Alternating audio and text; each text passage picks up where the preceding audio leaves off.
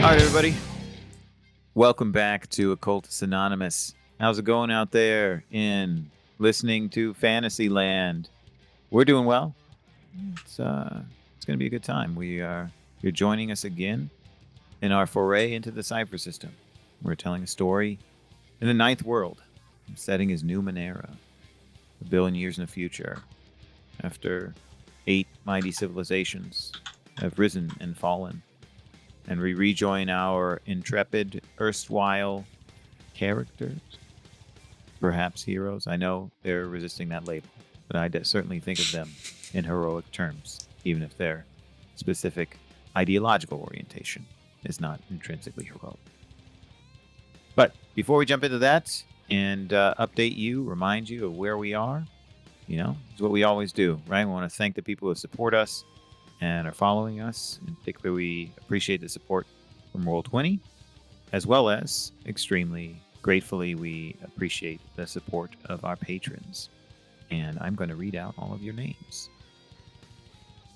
You, kind folks, are Adele, Eternalis the Mad, Al, Alexander Williams, Alpha Wolf 2803, Alsrit, Bernie, Buck Gregory, Chris Handforth, Doc, Emil, Fuse82, George, James Winfield, John Fitzgerald, Josh Drew, Camo, Cat Feathers, Klaus, Long Live the Queen, Melissa, Michael, Milo V3, Ms. Grumpy, Moku, Mozart D Minor, Other Guy, Harry, Food, Porter, Puppeteer, Riafio, Ryan, Sean Kelleher, Secrets Spoken in Silent Solitude. Oh, I love that sibilance and that consonant alliteration. Sheksara, the Lusty Argonian Maid. Hey now. Someone, hey. Thomas Vogel, Toast, Vortex Falcon 00. What's a Circle? Why gender when you can serve the Iron Pyramid? And Zoltan Kameni. Thank you so much, everybody. Really appreciate you for watching and also entertaining us with fanciful names and great suggestions. All right, so where were we? What were we doing? What had happened? Remember, you just cue the Samurai Jack theme song. Right. Yes. Gotta get back. Back to the past, Samurai Jack. But sorry. We had essentially time traveled forward in time, somewhere between 500 and 5,000 years. Yes. We landed in a sort of foggy place that should be underwater, but is not, full of mechanical, sort of cybernetic jellyfish and fish, stripping down the carcasses of extremely large animals to get their electro marrow from the inside of their bones. Mm-hmm. Reuven did Reuven Hawk's Pro Skater and sort of half piped off of a rib in several miles into the air to get their orientation. The group made their way, most of a day's march north towards where Reuven had seen a forest. Yeah. And had some campfire chats that evening. Some hard feelings were expressed.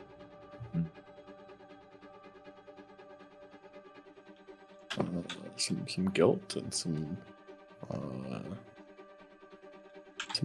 grief. Yeah.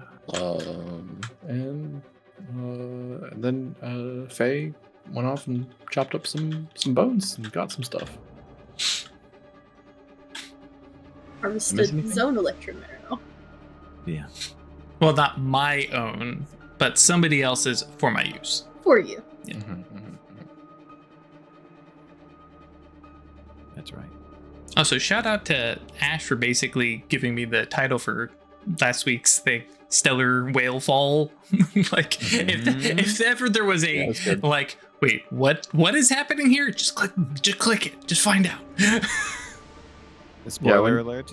That is exactly what I called it in my head. Nice. Yeah. When you said it, I was like, oh yeah, that is kind of, I guess you could draw a comparison to that. And then we found out more and I was like, that's exactly what it is. That is exactly what it is. Yes. I've wanted to introduce that in a Cypher system game for quite some time. So it's very good. I'm glad you liked it. I really appreciate how you all engaged with it so much. So yes, indeed, there were some hard feelings about that, right? Some discussion of responsibility, blame, or not necessarily blame, but responsibility, right? Having to do with what led to you all moving between 500 and 5,000 years in the future. Might be able to get more precise about that at some point in the future, but for now, right? It's like it's bracketed that way. Right. And as Ash implied, by cueing the Samurai Jack theme song, Vet expressed a commitment to go back in time, find a way to do that. So there is clearly some theme and group interest in that, even if it is not a joint commitment to it, considering that Faye and Blaze feel a little differently about it, but they're not opposed to the notion of finding the means to accomplish it. And that's my understanding of an additional element to add. Craig, Drew, I mean, Ash? Yeah, as they say, for Faye, he doesn't have a place to go back to. He has not set down roots since he left his weird indoctrination and short-term stay with what was the name of the group? The Convergence. Yeah. Those guys are assholes. As far as we understand. And Blaze had, said specifically, there's nothing for him to go back to. Everyone that he knows is here. So he was content to stay here, but if the group wants to go back, he's not opposed. It's really sweet too. Like a little bit scarily codependent sort of way, but but I did say that we're kind of a four dark corners of a tavern sort of party here. So yes, that's right. Yeah, it's great. I love it. Yeah, Totally love it. I mean, that's fully aware that it might not be possible to go back, but step one, if we try this again, and it shoots us 5,000 more years in the future, that's where we are now. Who cares?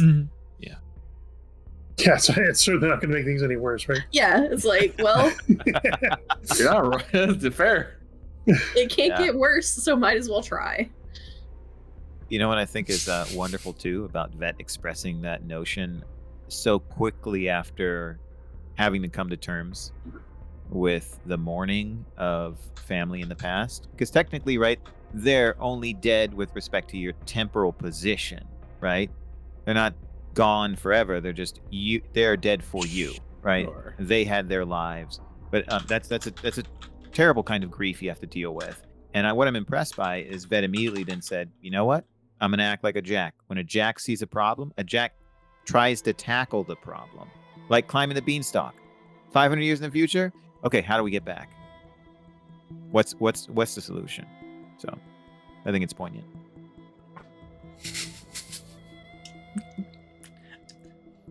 So yeah, right now we're trying to get out of the fog. Yeah. That should be able to tell that. Good. Yeah, I was gonna say that's less than a day now. Yeah. You have if you woke up early, you'd probably get out of the fog by noon. So depending on how long you want to sleep, but you knew you needed to spend the night in the fog. Yeah, I think Reuven, he, like I said, they're off for a little bit, but then come back and get rest near the fire that we've got set up. Cool. I think they'd be ready to shift into, get shit done mode. Ooh, awesome. I love it. Yeah, sounds good. Ooh, not forgetting IO. Yeah, that's right. Cool. From your right. IO from your Electro Marrow? And technically from the golems too. Yes. So this is the way it works. This is the approach I would like to take. And Drew, I'm happy to receive your feedback because we haven't discussed this off table yet. What I thought would make sense is sometimes IO can be hard to acquire, right? But if you are specifically trying to harvest it from items that would otherwise give you, from sources that would otherwise give you ciphers or artifacts or seem to be full of some rich electronic vitality, then what you would need to do is you need to make a I think you have what's your skill related to harvesting or salvaging? Yeah, you make a salvaging Numenera roll. If you succeed at the difficulty of the object, then you can harvest an amount of IO equal to 1d6 plus your tier.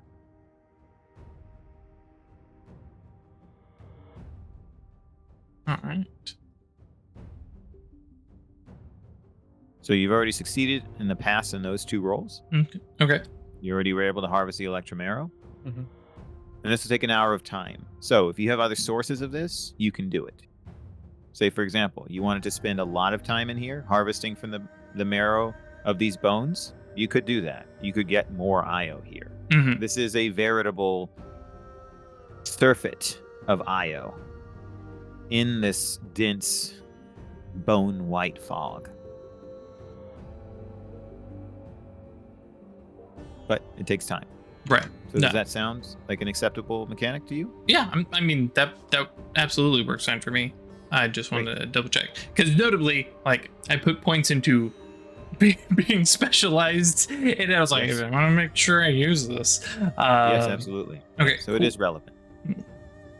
All right. And you learned last session that it's a difficulty 6, but you already succeeded on 1. So if you want to do it again, each time, because it is challenging to carefully excise the IO that would otherwise go into something you would, slap together into a cipher. Right. Cool. So because I have tools, I'm bumping that difficulty down from. Wait, nope. Hang on. Leave it at 6 because now that I figured this out, I have 2 assets. That's right. On this, and roll salvage.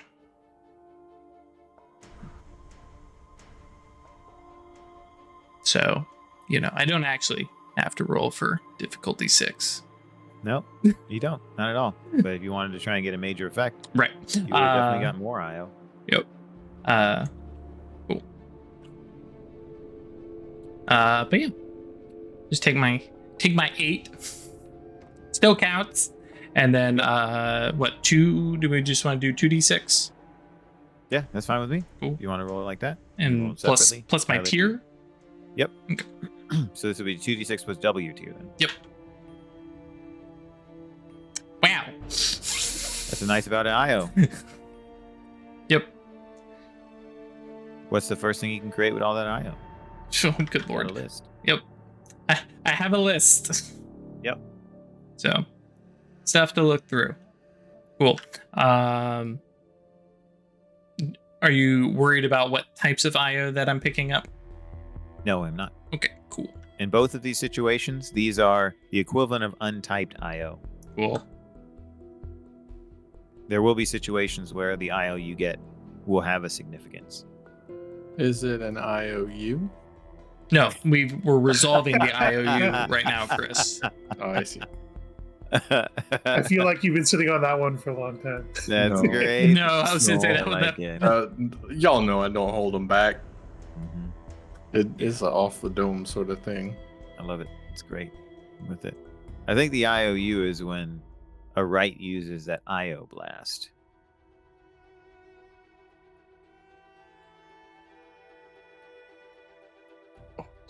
Yeah, well, that total gives me 17 untyped IO and 7 responsive synth. So I'm gonna have to look back and see what I need to do to make a living armor sheath. Yep. And then my tendril graft, and then my plans will be complete. Yep. What are you doing? He's turned into Doc Ock. Ralph, we're gonna have words later. I know. I'm teasing you. He's turning into Venom is what he's going for, I think. Yeah. Oh, that Spider-Man antagonist? I had no idea you liked that one. You see, Technology. Sorry, yes. Yeah. And you are doing it with tech, so. Yeah. It is living armor sheath. Literally there. Tentacles are alive. You think after you got to play a werewolf version of Venom, you'd have sort of got it out of your system, huh? It was like 2 episodes, 2 sessions. Yeah. But no, it even calls out that it looks like it has heavy, leathery flesh. Mm-hmm. Yep. I don't know that I would call. No, you probably wouldn't. But it's got a bit of a goopiness to him. Also, that DLC came out on Monday for Marvel. Okay, sorry. Oh, Okay, yeah. let's reel it in a little. Craig is like, wait, hang on, where are we going? Mm-hmm. Nowhere good. No.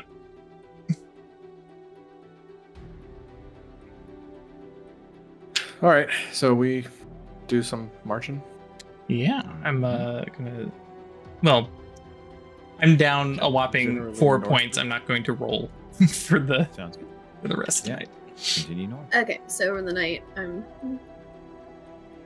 my pools are full again. I guess Yes, they would potentially be, if you haven't spent so much that your recovery rolls wouldn't refill them.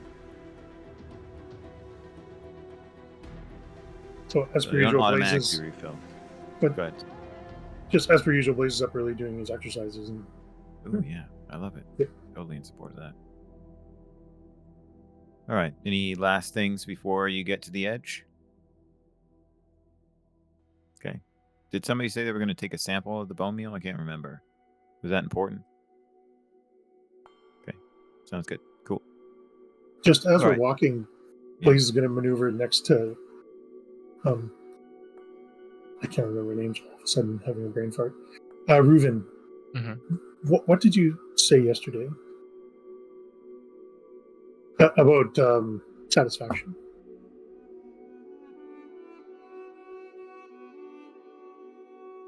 I don't remember.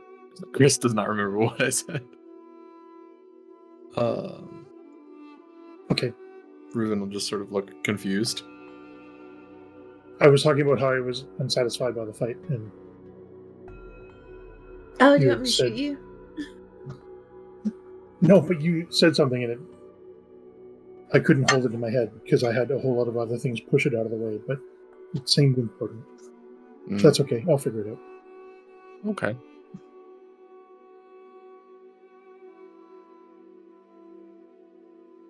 And Blaze just goes off then. All right. Life is a series of disappointments, Blaze. Listen, he's been through a couple like back to back to back right now. Wasn't a good fight. Teleported away. Had to run away from weird fish things. Mm-hmm. I'm getting eaten by jellyfish. Just sort of slurped on a little bit. He got pretty beat up. Just sort of slurped on a little bit. Slurp, slurp. Come on. He was pretty beat up. I Yeah, got still to not put this out satisfied. here. Nobody thought about trying to pee on the wounds caused by these electro jellyfish. Do See not what do happens. that. Not real, though. Friends at home, Yeah. do not do that. No. Damn. I know, but we're in a fictional land. Maybe it'll work here. Maybe it works here. Yeah, jokes work. So, Yeah. understanding Numenera role. I just happen to use my urine as a vehicle for my understanding. No. I also Brand new We've sentence. got things about Yes. that. Making Yeah. jokes. Making R jokes. slash brand new sentence for sure. All right. Oh. Cool. So, as you proceed through, reach the end, you can see through what seemed at first like, or seemed up until this point, like a thick barrier cloaking the light, kept it dim all the time. You see the brightness at the edge that up until this point, Reuven had been the only one to appreciate. And you come out into bright sunlight and you see before you a broadly stretching verdant forest. And you're welcomed once again to the air movement that you're used to when you're not in the water. Right. When the light dust on the ground that you kick up falls relatively quickly or is blown away on actual wind instead of drifting around in little tendrils like you would be at the bottom of the sea. What is the climate? It's temperate, but let's put it this way. It feels mildly warm. The air has probably the humidity of, what's a place everybody might be familiar with? Oh, how about this? The air has the humidity of the threshold to a greenhouse. Have you ever stepped into an area where it's going from a dry place to a moist place and you're not saturated, but it feels kind of nice and comfortable? That's it. It seems like you see all the plant life, the trees, and you get the impression this is not an arid area. Sure. As we're coming out of the fog, is there an incline that we're coming up, or is it? No, it's flat ground right now. It's just a wall, sort of, or it thins out. You can. It's just it's thick. It looks like old growth forest. The trees are rather tall. 50 feet tall. Go ahead. I mean, does the fog just sort of? Oh, the fog. Oh, yeah. Gotcha. Yeah. Or was it lying low and we climbed out of it? No. It is flat, as though when Vet said this is like a techno whale fall, and Reuven said this is like it should be at the bottom of the ocean, but it isn't. It is this barrier that's complete, as though you were at the bottom of some body of fluid, whatever it is. And now that we've come out, it's like we're standing on the shore of a lake or an ocean or something. We just walked past a barrier and it's just exactly there. Yep. Walk through the aquarium wall. Yes. Yeah. That's exactly it. You walk through it and you can look behind you, you can turn around and look at it. It's still a vertical plane. It's still, yeah, it's not it's shaped, it's rounded as it moves up. But it stretches really high. So from your perspective it might seem like a wall, right? But it definitely isn't. Like Reuven was able to see this. Yes, there is some curvature to it. Does the ground go from being like bone meal to dirt? Yes, it does. And then grass relatively quickly. Fairly quick, sharp transition. Yes, it is. Okay. Absolutely. There's no bone meal outside of the fog.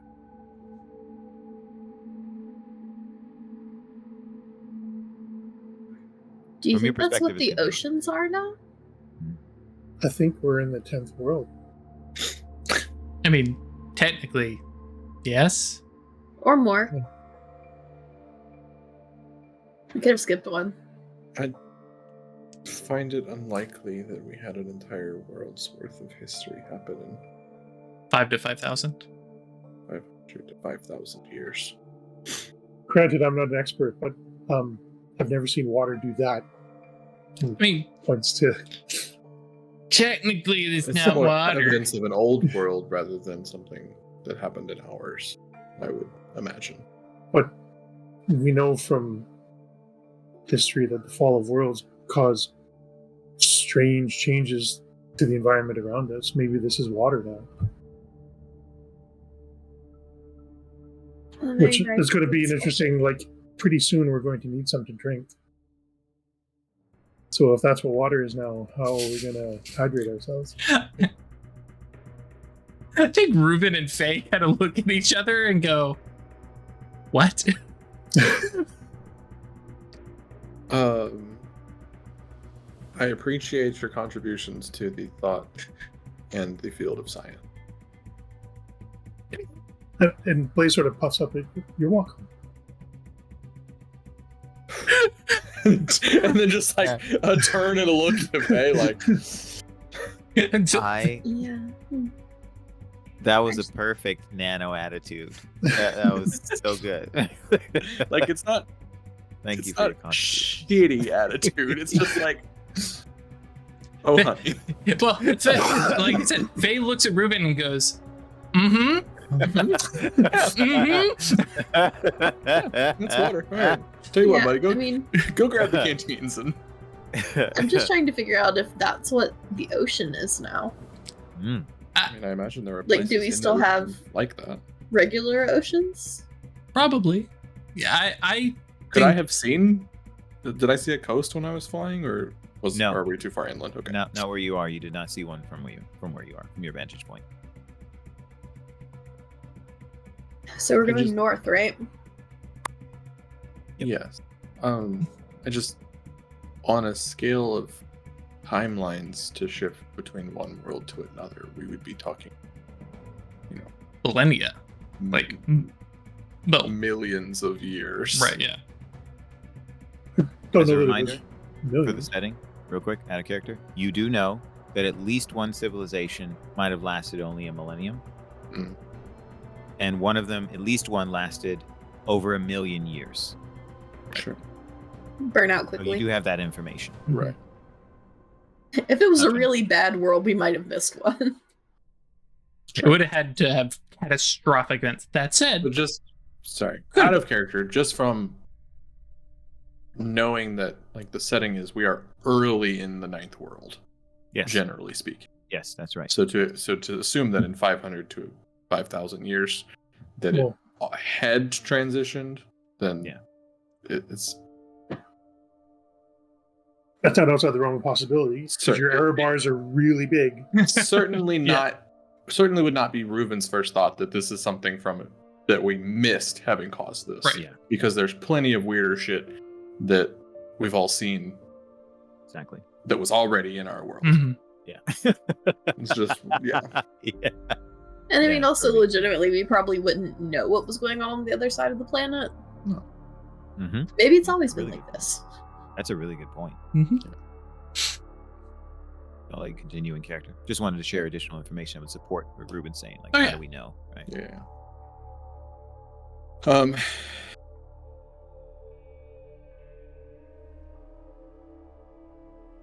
Well, got us out of the ocean. What now? I mean, technically, north is familiar territory, but I think Do you know of any way to like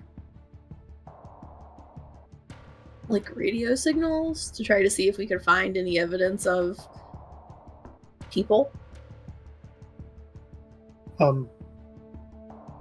That's all well and good, but I think our first priority should be on survival. I mean, yeah. But I feel like None of us were really prepared for an extended stay in a futuristic world. It's just about to say. I'm sorry, is the rugged in my character's title not mean a thing? I have I faith saw that that Reuven can retort keep us building. fed. it's like I Reuven just like sprints away and comes back, just like having snatched an animal in their fucking hand. multiple Works for me. multiple Toss it buffalo. down to Blaze. Here you go, eat.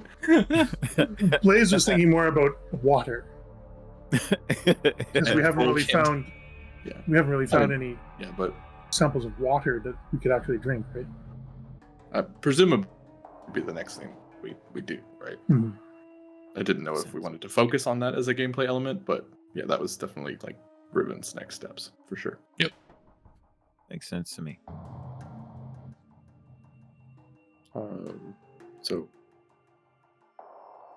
But the radio thing is a solid idea, and if there's anything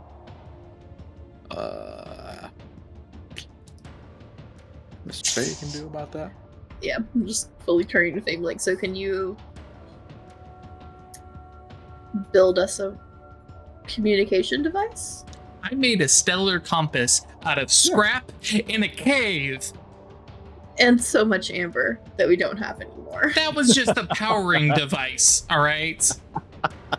I made a stellar compass with scrap. So yeah, I made a talking robot with scrap. Now you're asking if I can make a simple not right now.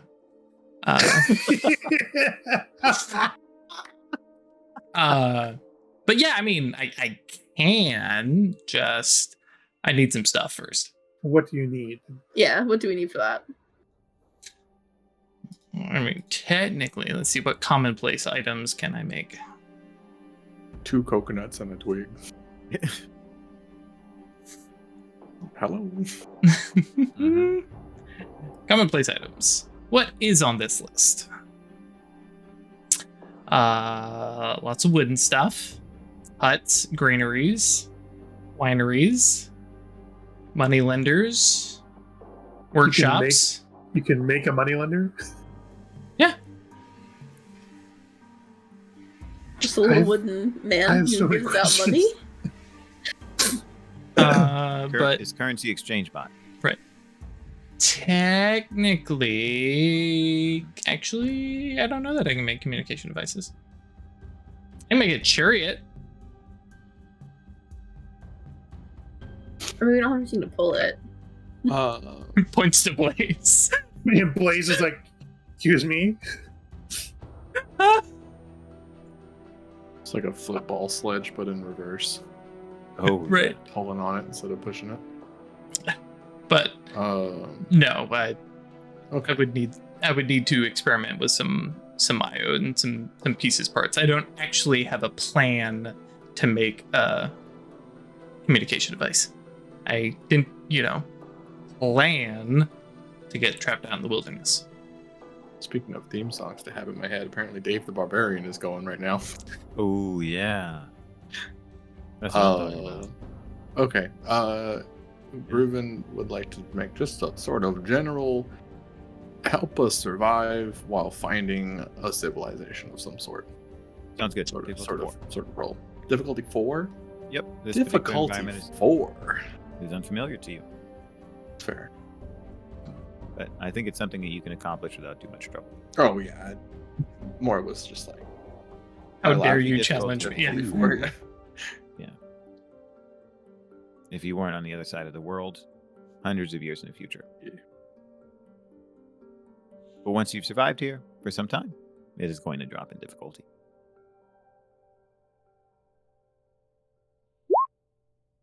Oh yeah, come on now. I got a 10, beating a 6. Yep. Easy peasy. Yep. As Reuven suggested, they are incredibly competent, even in unfamiliar environments, and is able to read the signs of the terrain and acquire for you what is necessary for you to survive for the duration needed to find civilization. So should I assume that you're going into the forest and traveling a certain distance, and you'd like me to abstract what that is before you find something else new? Yeah. That's great. Cool. Sounds good. All right. So you go into this forest, and at first it seems like kind of a normal forest. And by that, I mean like a deciduous forest in the eastern woodlands of the United States, right? Okay.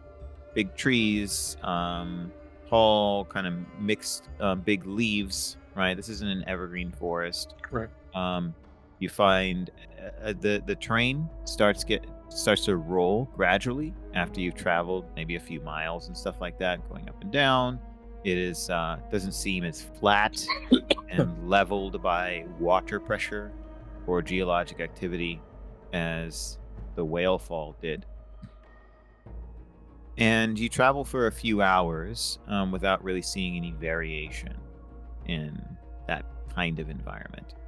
And then you reach a small clearing that gives you a better view of the things beyond it. So you rise up to this slight prominence very gradually, and you realize then that the forest is going to proceed down more.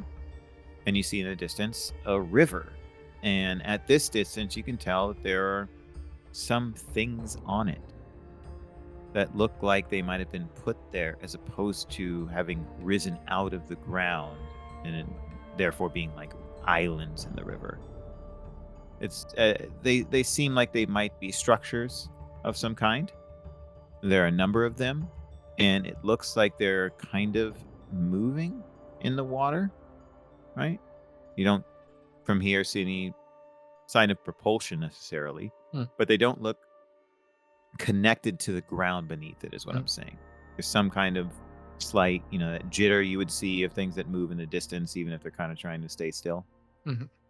Yep. And they are, you would guess, maybe multi-storied or at least tall on the inside, something like that. Cool. And you imagine that if you continue on this path through the forest, that you would probably reach that area within the next few hours. Sounds great. Yeah. Cool. So when you descend into the forest, it starts getting a little more varied. Here and there, you see trees that seem to have these, I don't know, looks like thick or hard skinned fruits, eye in the top. But they are, in this particular area, not plentiful. And of course, stop me whenever you want. As you proceed along, and it seems like these fruits are getting more common.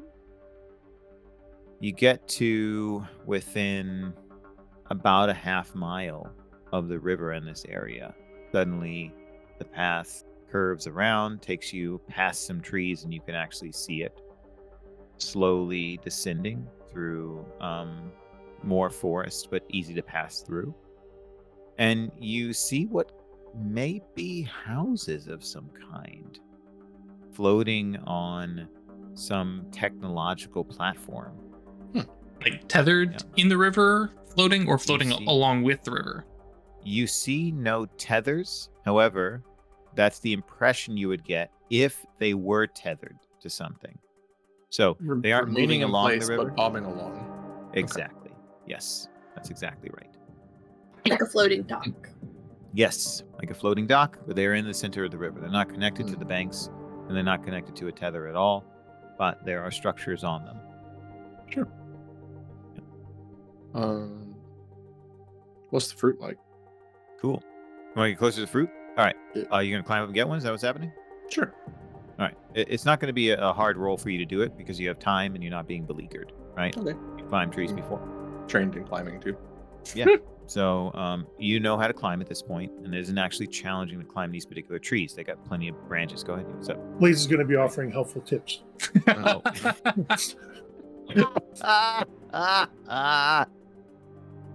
Got a branch on your great. Left, about Yep.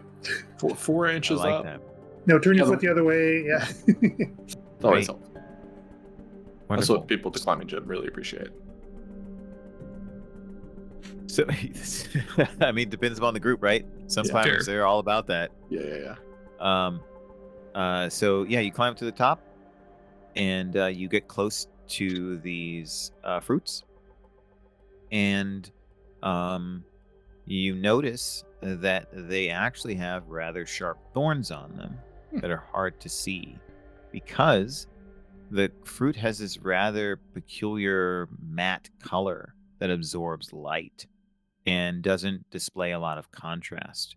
And these thorns are kind of pointed down, and like on an artichoke, how the leaves envelop around it, right? Like these little Sure. leaves forming over each other, right? Overlapping each other. Right. Or if you were so these rub your hand along a pineapple the wrong way. Yes, exactly. That kind of thing. But you can tell at a glance that it would hurt you if you were to incorrectly grab these fruits. So, I'm sure you have some means. If you want to take one down, you can. Sure. Just like spatially karate chop a bunch of them. Yeah, if you want to do that, sure. Heads up. They're spiky. Yeah, you can get 2 or 3. How many you want? One apiece. Yeah, one for everybody. Okay, cool. You get one for everybody. Yeah. And then grab some like gloves or whatever and Good idea. try and figure it out. Cool. I don't know, So, dagger, cut one open maybe. that's a good approach.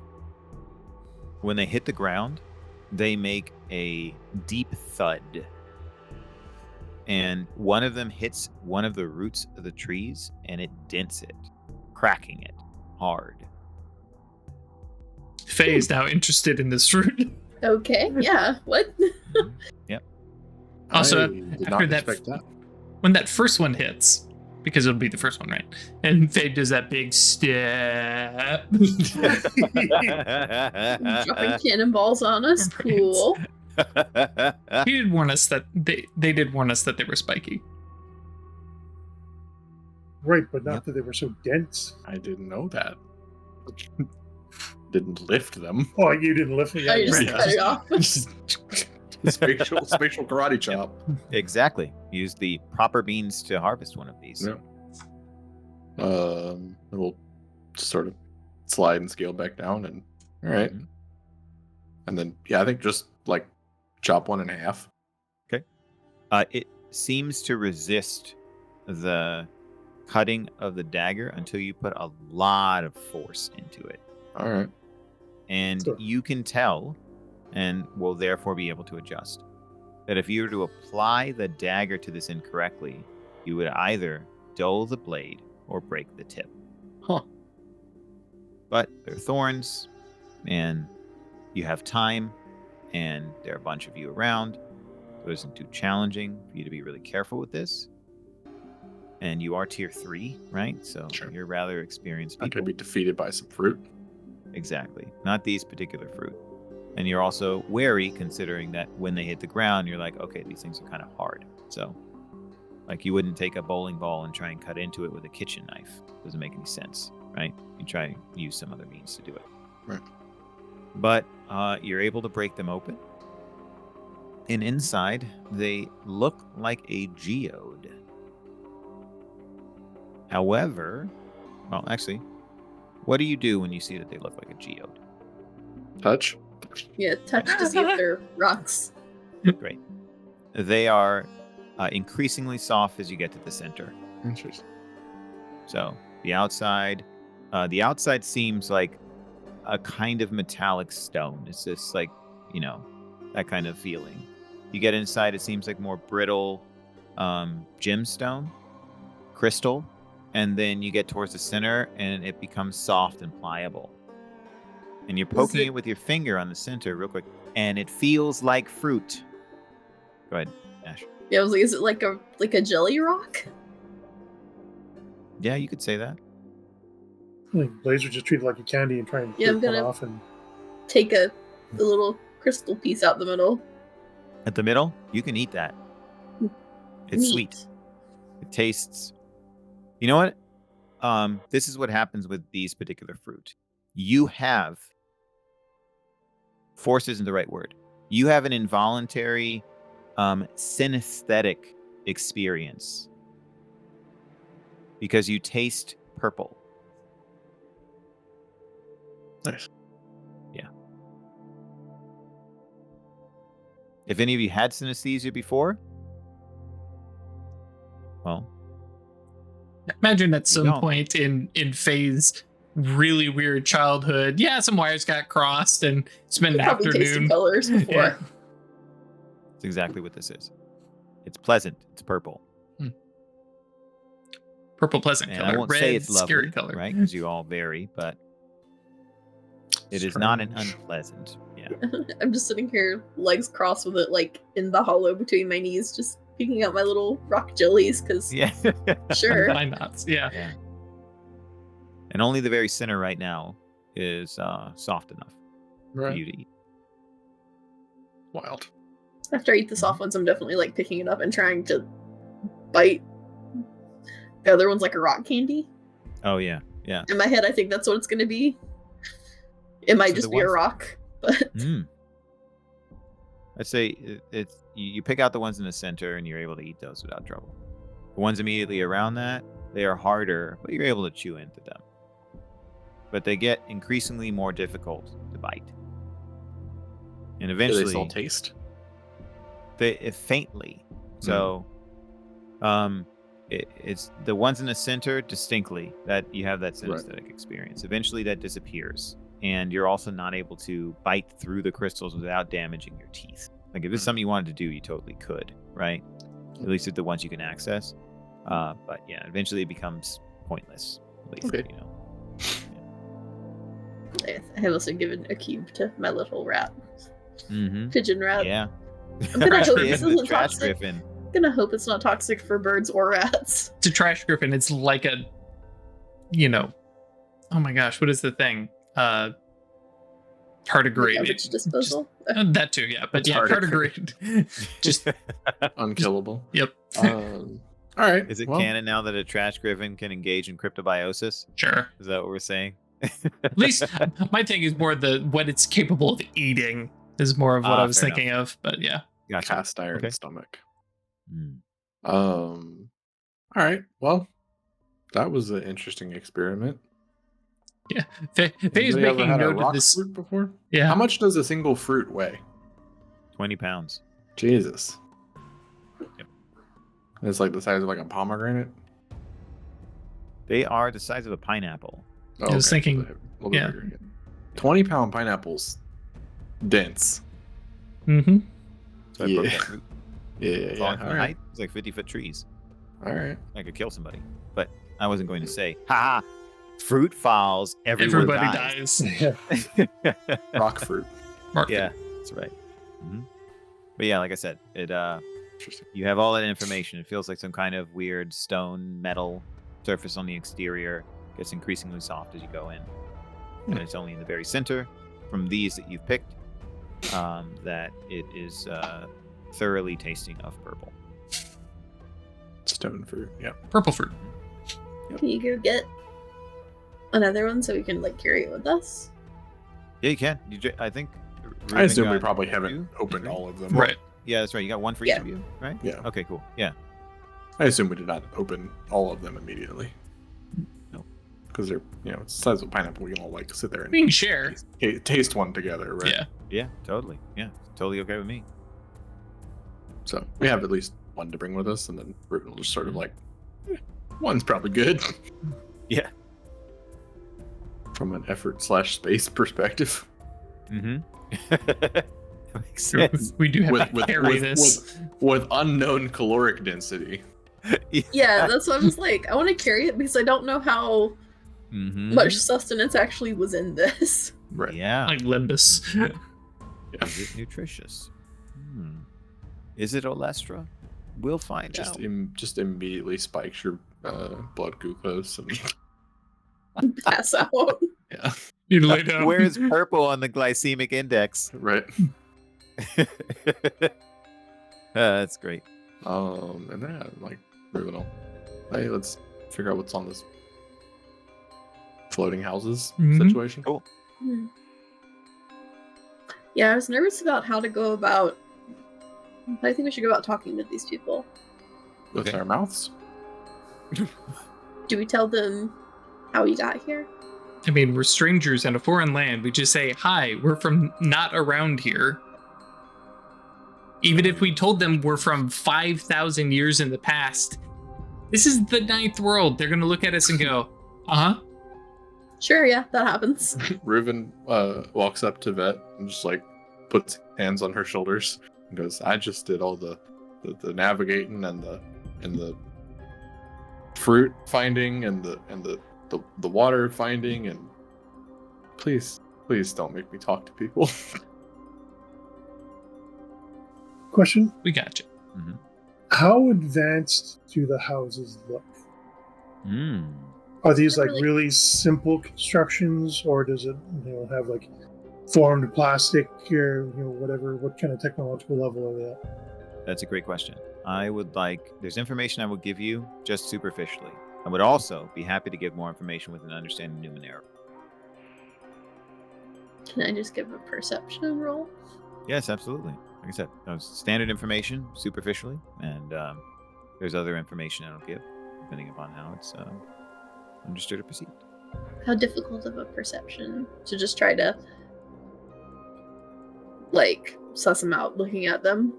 It's difficulty 3 to just get some basic information about these particular houses. And I have an S, so that puts it down to a 1. Yep.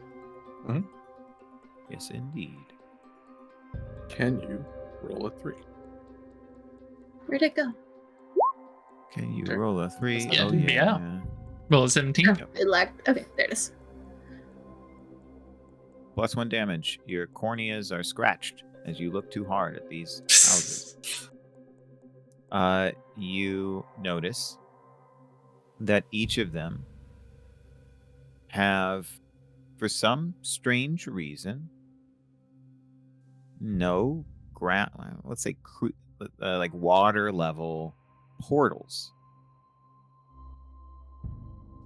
that you are able to notice that there is a portal on the top under some eaves of a peaked roof. It looks like there's no window or door on it. It's open. Like, to describe. Like a birdhouse. Yes, like a birdhouse. There we go. Yeah, Exactly. I was thinking a bat.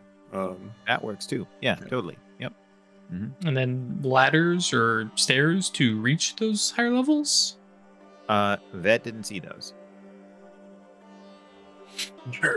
Like a birdhouse. Yes, that's what it seems like to you. I think it's a fair analogy. You want to give them your best cacao?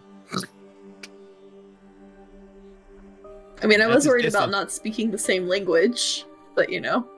At this distance, they are big, right? They do seem like habitations for creatures that might be 5 or 6 feet tall. People could fit inside these. They're not tiny, but yeah, Like the avian or people to hover or something. Yeah. could be. Yeah. But Yeah. what technology level did we get? Who rolled Numenera roll? I don't No do one that. did. Oh, I can do that. I'll give it a Yeah, shot. you'd like to make an understanding Numenera roll. The difficulty is 6.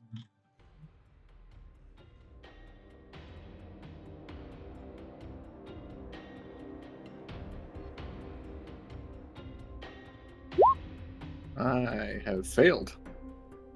So this is what you learn. These are not just simple houses.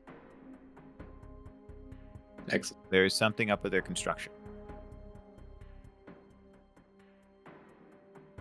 That is all that I learned, or that is like a false assumption I should be operating. That is not a false assumption. Okay. You, in scrutinizing these, Sure. recognize That's all I that come you're up not. with. Yes, exactly. Okay. You recognize that you're not entirely sure what's going on with them, which Sure. suggests to you, therefore, because you're an experienced nano, Technology, right. yes, there's got to be some technology involved. Okay, Sure. like you're looking at them like, what's going on with these? Yeah, yeah. Oh, there's something going on here. Right. Gotta be. Exactly. Sure. I was just thinking if this was another world, it could be the very early stages of it. But if there's Could technology, be. then okay. But on the outside, they seem like they're made of some kind of organic material, maybe wood covered in paint, or some kind of replica that's metal. You've seen stuff like that that's technological before. There's something going on with them.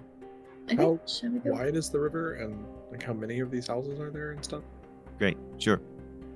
You see one of these houses every 150 yards or 150 meters, right? Okay. I mean, those aren't exactly equal, but roughly Spread out. equivalent for the purpose of this, right? They're spread out. They don't seem to be at a specific distance from either of the banks, but they don't seem to come any closer than 20 feet. So, or let's stick to meters a yard. Yeah. They don't seem to come any closer than 6 or 7 meters from the bank, on either side of the Okay. bank of this river. All right. Yep. And you can see them until the river curves. So at this present position, you see 4 of them. Reuven comes to a couple quick conclusions and Mhm. lets the group know. Like, the fact that they're not close to the shore means that there might be something on the shore they're avoiding. It's defensible to be on top of the river. And considering their height and entrance, that They might be able to That- fly. right, and that distance to the shore probably is negligible to them.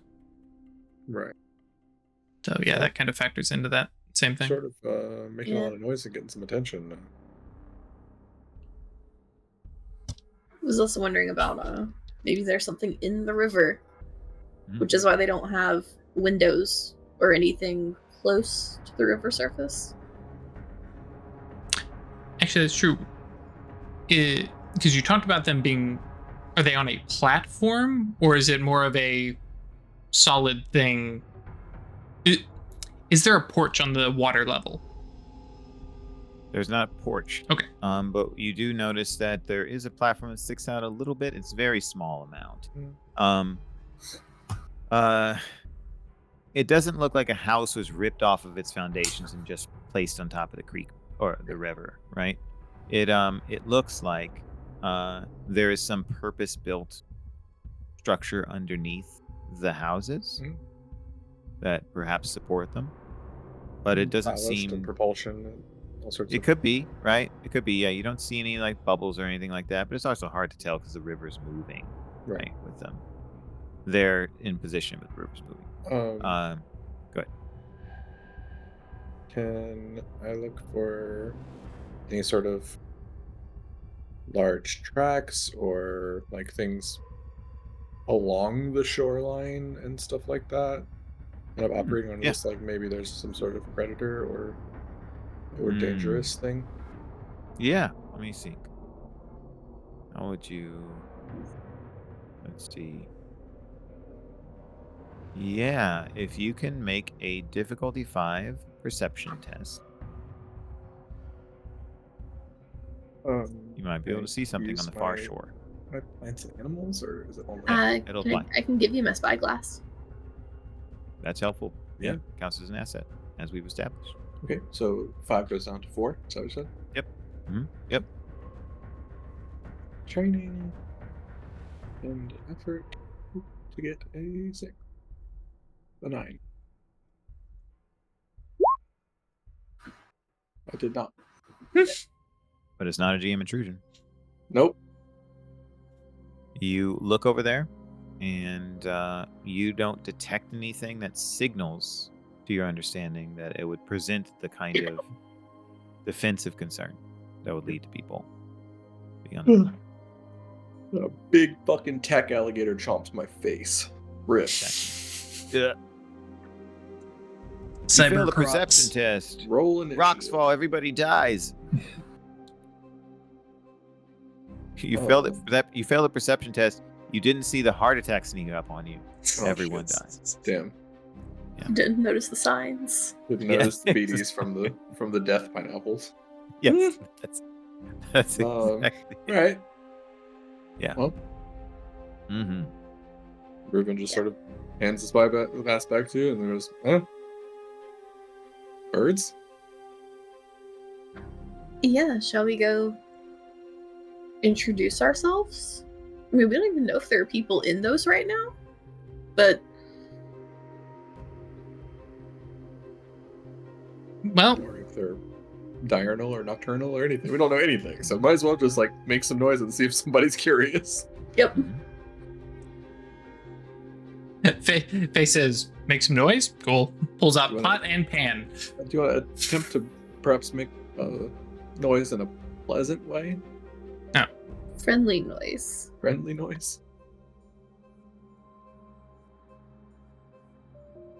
Okay, so we're just heading on down to the river? Yep. I mean, we're already there at this point, right? So we're looking around. I'm sure. Yeah. That was my sort of understanding. Like if I'm looking for things along the bank and stuff like that. Yeah. With the spyglass and stuff, you could have been a distance away from the houses and still resolve them. But yeah, you can be totally fine. It's totally fine.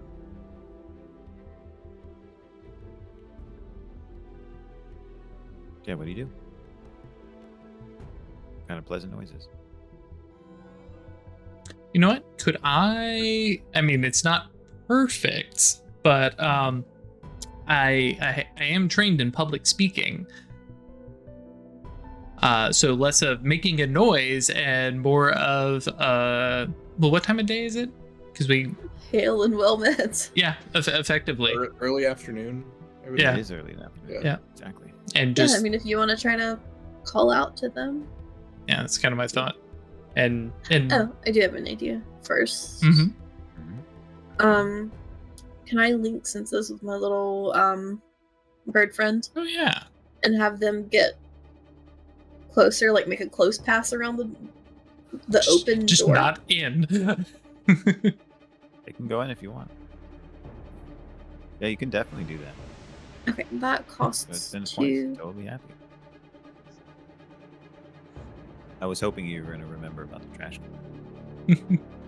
Do I have to roll to activate that? Yeah. No, the griffin's going to consent to it. You don't need to make an action. You're not going to fail at Okay. it. If you're trying to link Let's see. senses with somebody else you don't know and they might be able to oppose it, then yeah, you'd have to roll.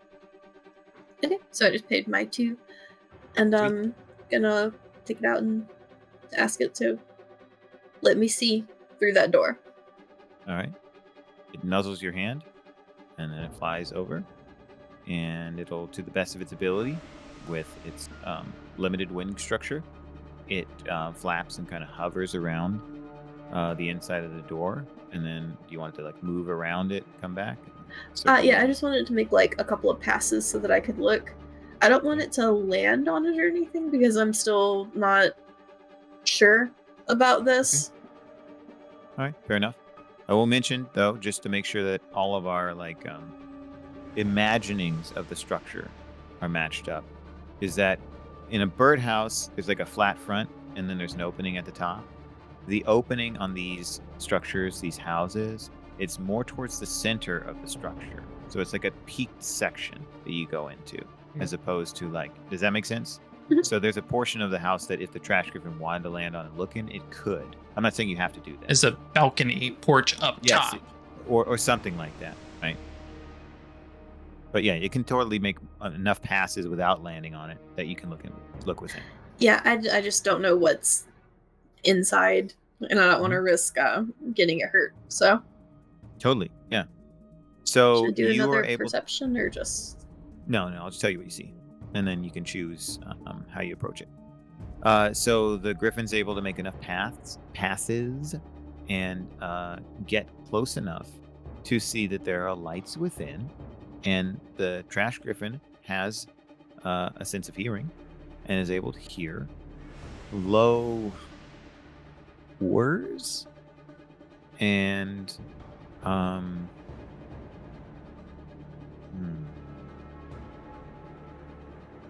light repetitive tapping. So it looks like it goes down inside. Like there's an opening and then it goes down. And you can see what might be the top of railings at the edge of the opening. But you wouldn't be able to confirm that without getting closer. Okay, well, I'm gonna turn to everyone else and wait. Well, I think they're home. I hear something, and there are lights on. Just call out. Yeah. I mean, by the sound of that, yeah, I'm gonna do my public speaking and do my best. Chat says interpretive dance, but I'm not quite there yet. But that seems appropriate for birds now that you mention it. But we'll go with just ye old common. Sounds good. What difficulty should I? What we're going to do here is, because you wouldn't be able to know the difficulty for this, Okay. I'm going to give you an effect based that it's commensurate with the level of difficulty you would have met. So approach this however you would, with assets, effort, and skills. Sure. And just in this particular situation, I am not revealing something, but ordinarily I am, of course, loath to avoid the transparency. I like it very Totally much. fine. For this, we're going to approach it this way. I mean, that's where we are. We know nothing. I rolled a 7 against a -4 Excellent. difficulty. Cool. Great. Okay, so that means you would hit a difficulty 6. Mhm. All right, fantastic. So, what words do you use? Is there anything specific that you say? I think so far as to basically say, hello, river people. I'm Faye. This is Blaze and Vet and Reuven, and that's a trash griffin. We're friends. We don't mean any harm. Came to share news.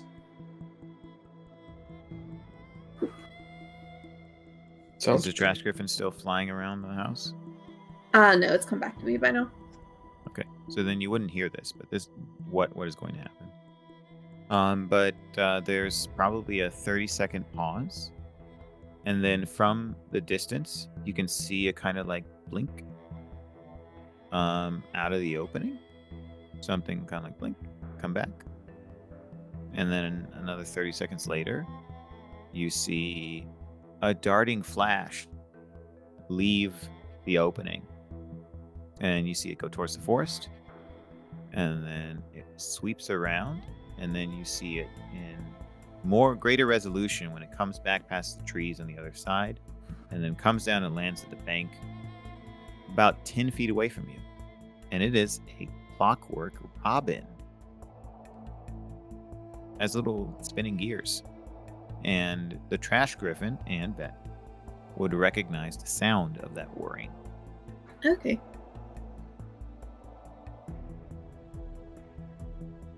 Just knowing what's going to happen, Blaze sort of rolls his eyes, thinking about Faye. I'm gonna hand on Faye's shoulder, like, you can't take it apart. This is a friend, I guess. It's a sentient being, no kidding. I think I'm some kind of... Don't answer that question. You're trying to disassemble every piece of tech we found so far. But none of them were living things! I'm just gonna And just to say... flip that a little bit more, as you start to say, do you think and Blaze just sort of turns around and gives you a go ahead. Don't answer. Finish that thought? Yeah, I'm just gonna sort of wave to the robin and say hello. The robin looks at you. And then the robin looks at Blaze. Poking Blaze. Say hello. Greetings. Robin looks at Blaze.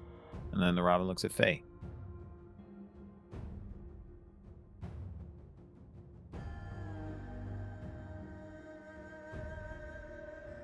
What? I already said hello to you.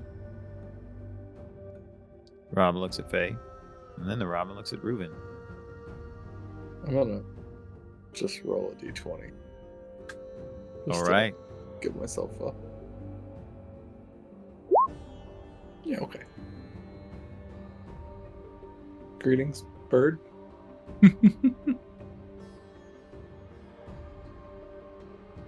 Bird looks at in reverse order at all of you. And then it sits down on the ground. But not like a bird does, by putting its legs beneath its body. You ever seen a bird sit like a dust bath? The bird sits like you imagine a bird would sit if it's a person in a bird's body.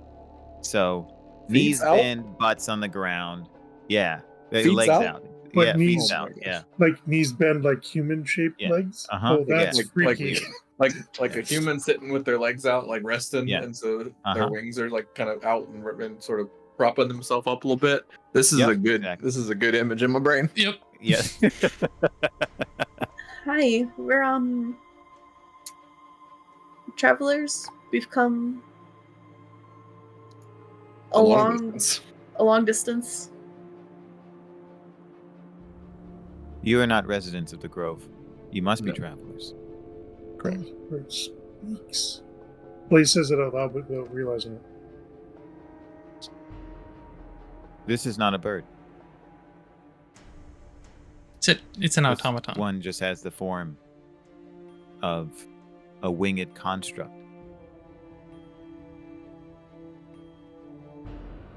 Okay.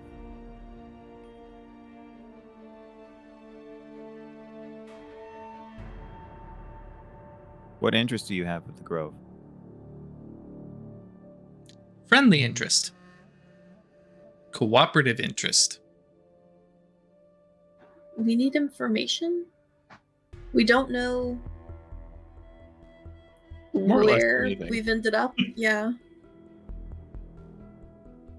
Do you know where you've ended up? Yes, we're in the Grove. Where you've left. Oh, we know where we left. Where did you leave? Most recently, the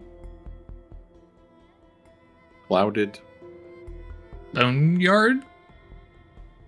Boneyard? Boneyard, yeah. The Ramen looks at you. Elaborate. That direction, several hours of our speed of walking. That What way did it lies say? Whalefall. Yes, Whalefall. That's where we All are are. dismantled in Whalefall. Well, we escaped. How did you traverse Whalefall? With the beats. We learned that if how to appear not as food.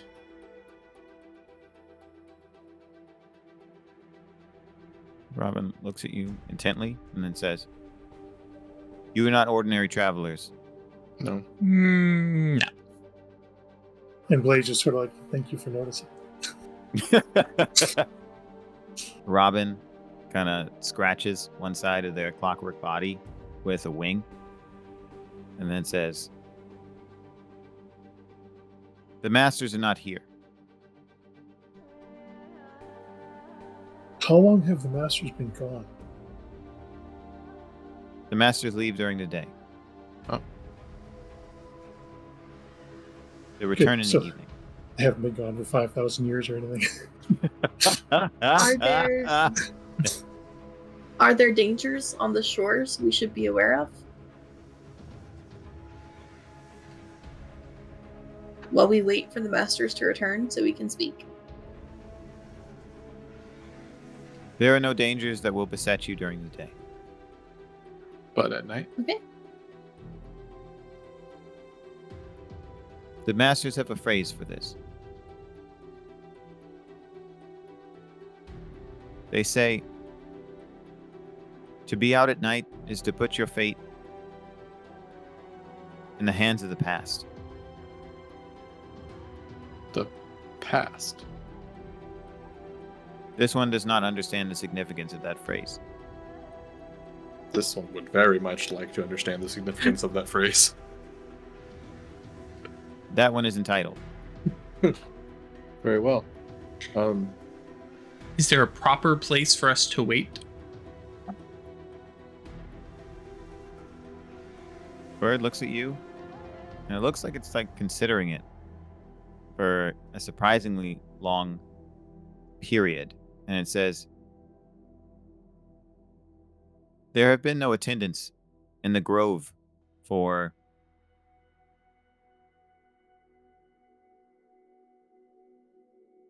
centuries. None pass Whalefall unscathed. All are dismantled in Whalefall.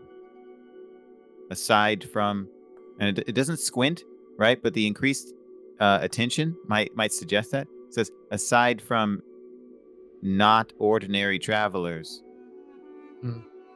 What lies beyond the grove? Beyond the grove. You On have the, a name for it. the other side. Yeah. I have a name. Forgot. Oh, yes, cool. And how far? The bird says, beyond the grove is the ice cream. Say that one more time, Ralph. Because I heard ice cream. Beyond the grove is the ice scream. Oh. Slightly different. Suddenly it's Much a lot less less pleasant. Yeah. pleasant, yeah. Do you have the authority to grant us hospitality while we wait for the masters to return? None have requested hospitality for centuries. May we It have is unprecedented. May we have hospitality?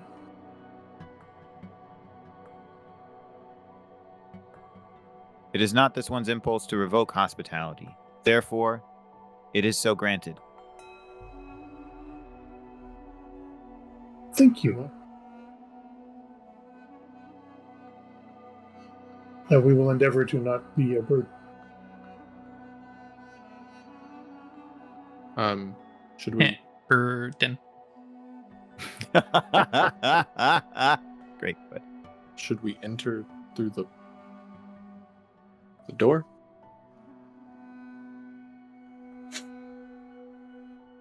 the bird like hops up a little bit, looks back at and then looks back at you and looks you up and down.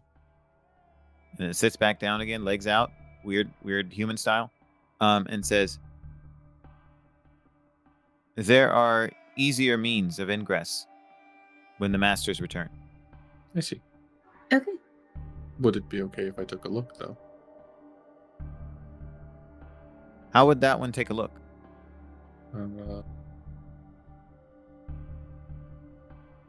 And then I'll just sort of hop and hover.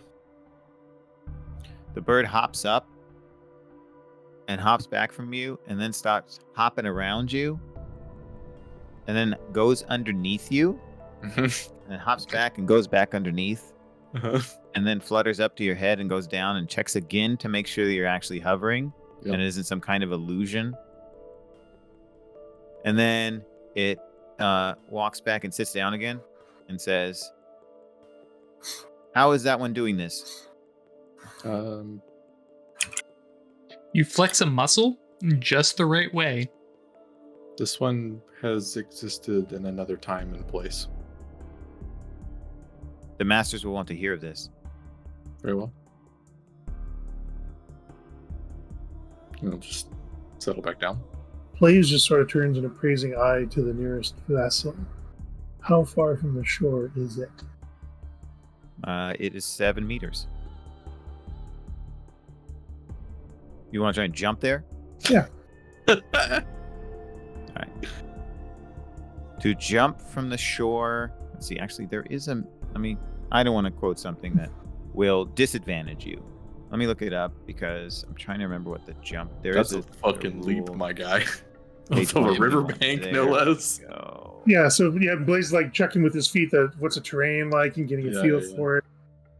Cool. This is Some good. grass in the wind and Yeah. Great. Yeah, this is the rule for jumping. You look on page 121. okay. Let's see. So you decide how far you want to jump. That sets the difficulty of a might roll. Oh, not speed. Let's see. If you run an immediate distance, that's 10 feet, counts as an asset, easing the jump. If you run a short distance before jumping, divide the jump distance in feet by 2. And you can do this. And then subtract 4 to determine the difficulty of the jump. Because you're running an immediate distance and then some, you also count your running as an asset. For example, jumping a distance of 20 feet with a short running start has a difficulty of 5, which is 20 feet divided by 2 is 10, minus 4 is 6, minus 1 for running an immediate distance. So, Thereabouts.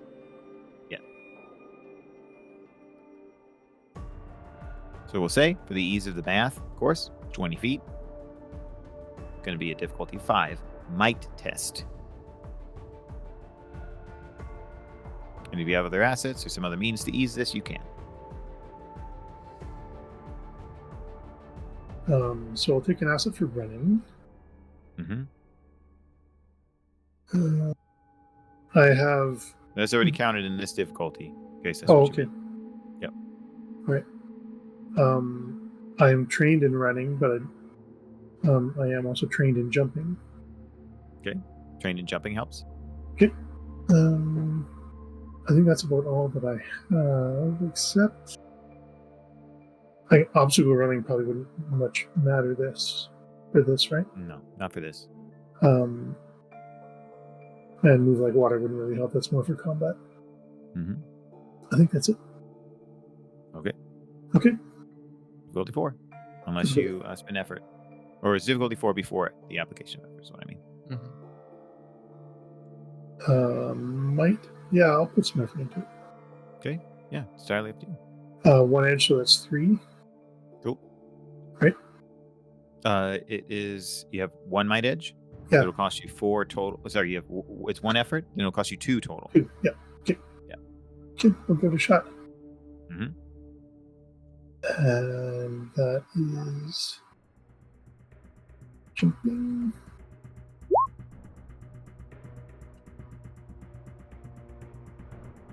There we go. All right. So, like I said, this is more than one story. However, you're not just going to hit the wall and fall down because that's dumb. And also that would be, I think, cruel and rude of me. right? Not to interpret what you're asking for correctly. So you will be able to leap the whole way and grasp the edge to the top because of the distance you get in your jump and the length of your body. And so you can climb up from that point, which isn't a challenge for you in this particular circumstance. But you won't be able to leap just on the top because you're being way too high. Riven just like takes a couple steps and just like floats on the same trajectory and then just like, hey buddy, that was a good jump. So yeah, would you like to narratively describe how Blaze does this, or would you like me to? I think it's not. Blaze does the whole thing where testing out the ground, make sure he's aware of what the surface is going to be like. If he's going to skid when he's doing the push off, and just a couple quick pound, and then leaps with a bit of a splash because he lands just right in the edge of the water. Yeah, and just does the whole grab onto the edge of the roof. I'm imagining there's a railing there. Yeah. So he lands and then cushions himself with his feet against the side of the wall, and then just hops up over the railing and lands up in the top like it was no big deal. You did that super quick, and then Reuven moves over, right, and sasses you a bit. The robin is on the bank, jumped up, and it's a clockwork bird. So at first it didn't look like it had feathers, but then all of a sudden it ruffles like aluminum foil that's crinkled like a ball. Offended. Yes, exactly. And it makes this little like sound, right? And looks at Vet and Faye like trying to get in the way. I am so sorry. Yeah. I misunderstood. He does that. I thought we had hospitality. And then the bird looks at you and turns around and flies up there, and then it still looks a little like miffed, right? But it tries to like smooth down the aluminum foil. If you ever like smooths out aluminum foil on the counter, Leaves crinkles. Mhm. yes, Yeah. it does that with its wings, and then you see it gradually coming back to smoothness. But then it said, "This one's impulse was not to refuse hospitality, therefore it was granted.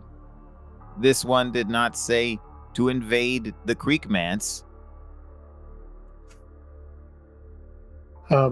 Blaze then apologizes, like bends over Just the drop bow. down into the water. Yeah. I apologize. I misunderstood. And then the robin nods and looks around and says, "But unusual travelers may have stories to tell." Absolutely. This one thinks it will be within acceptance to permit a view inside before the master's return. If you prefer, we can wait up here. And we could still tell you stories.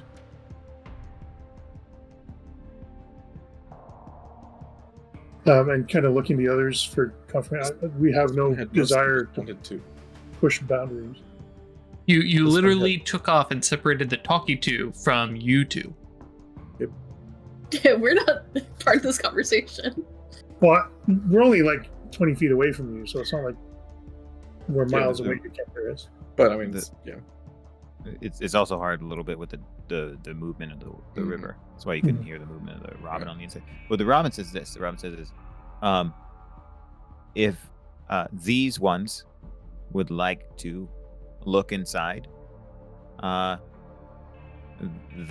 robin does this weird kind of. It doesn't look like a shrug, but it looks like a bird would shrug if it was trying to shrug. Like while it's flying. No. It's landed. It's not like fluttering around you. It was just super miffed, right? Like crinkly aluminum foil, and it's smoothed out. It's landed in front of you, and it's not. It doesn't seem miffed anymore. The wrinkles have gone away. But yeah, so it says you can look inside, right? But then it says, stories here meet this one's satisfaction. Yet only if all travelers are here. It is challenging for this one to split this one's attention Absolutely. between all travelers. This one only wanted to briefly look inside, not to invade. And then would be happy to wait for the masters on the shore. That one can look inside. And like literally not touching the building, just hovering there with like head like against like very much not going in at all. You can stick your head in if you want. Okay. I mean, It's up I to you. think this is what Reuben is deciding, like as a like Compromise. societal barrier, right? That this is like this thing obviously is not a full like representative of this culture and doesn't want to like take advantage of it, right? It's a reasonable perspective. Makes sense.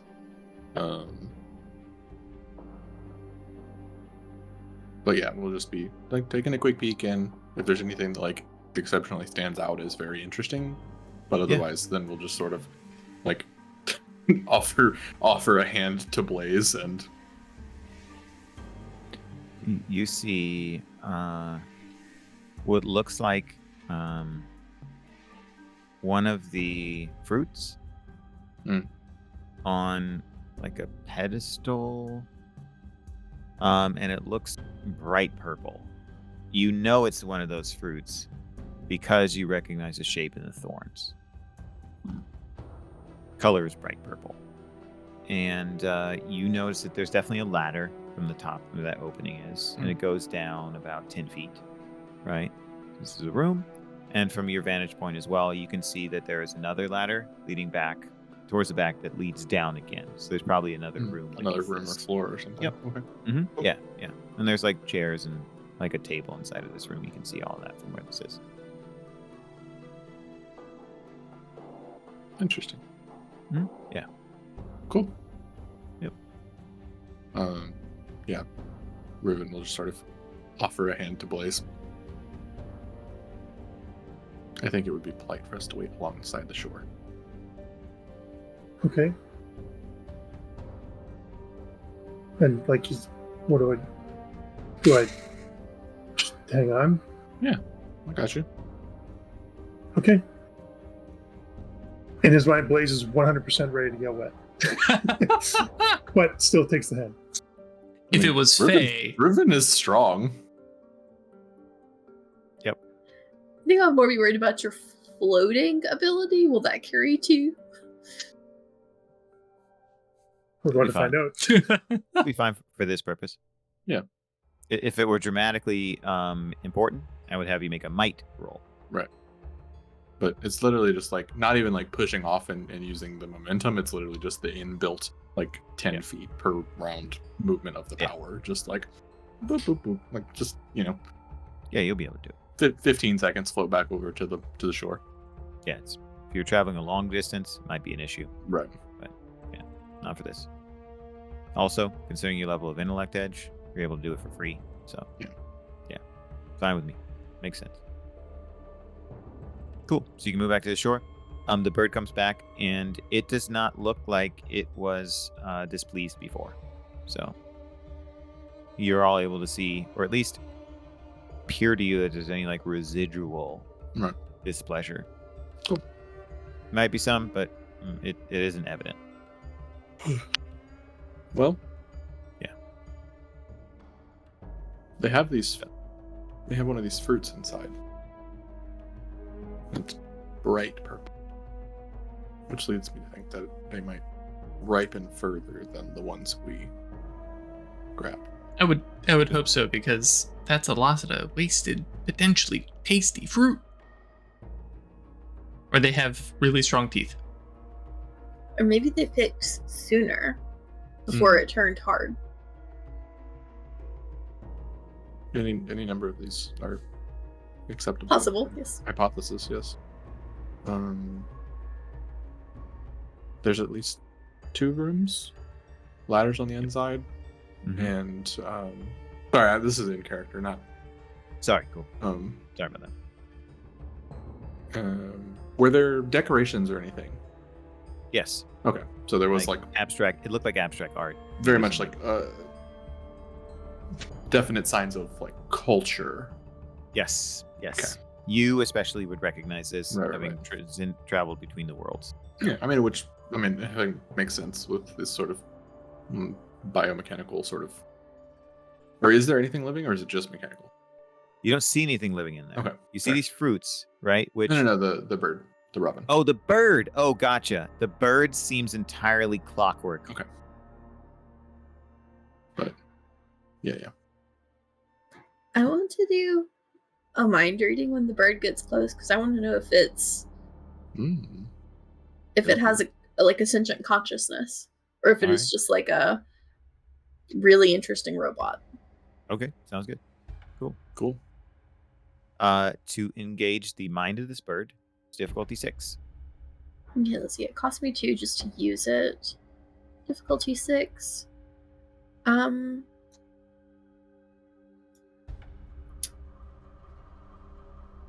Could perception help?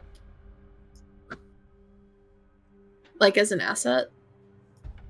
In this case, no. There might be other assets you have, though. Looking at Well, my I was things, just- Good. Any ciphers you have? There's something there. no, my ciphers are weapons. I mean, beyond just like trying to see how it interacts with my bird and get a read on its behavior, but most of it's trying to brain link with it. So yeah, failure. Real. Well, this is what you get.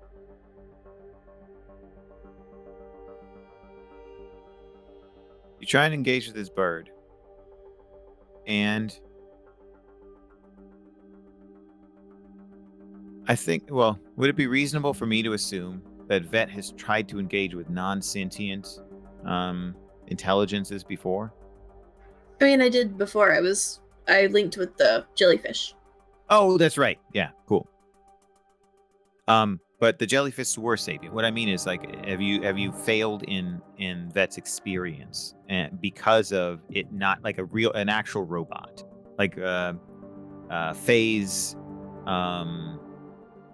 Probably not. Who's Like, I don't making think she's bar? come across like automatons that she would have been wondering, are they thinking before Okay. getting here, really? Okay, gotcha. All right. She's from a pretty poor part of the land, so. Yeah, that makes sense. Because this is what happens then. You attempt to engage the mind of this bird, and the bird's been watching you all. And then bird turns to you and looks at you really intently. And then after about 90 seconds, the bird says, "What did that one just do?"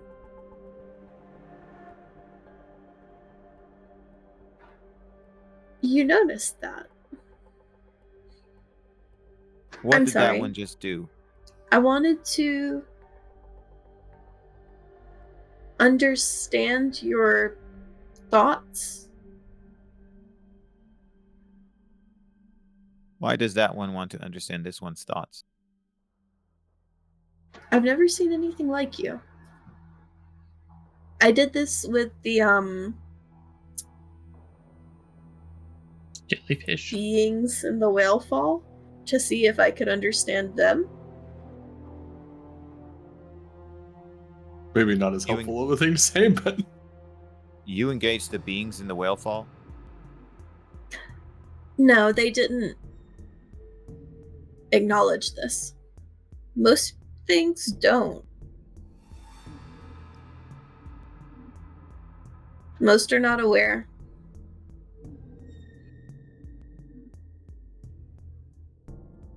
Blade just sort of turns to look and then narrows his eyes. What does that one intend to do?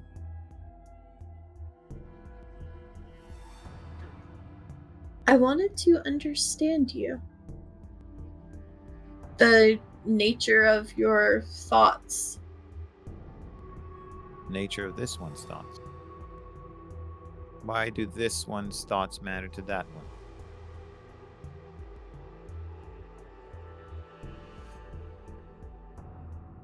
Trying to think of a way of saying this so it doesn't just sound horrifically rude. I want to know what you are. Rather a clockwork that is responding via programming, or a fully formed intelligence inside a construct. Bird sits down again, legs out. I'm gonna give this bird an existential crisis. And the bird says, this one has thoughts. Judging from your reaction, I was assuming that was the answer. Does that one understand the concept of exchange?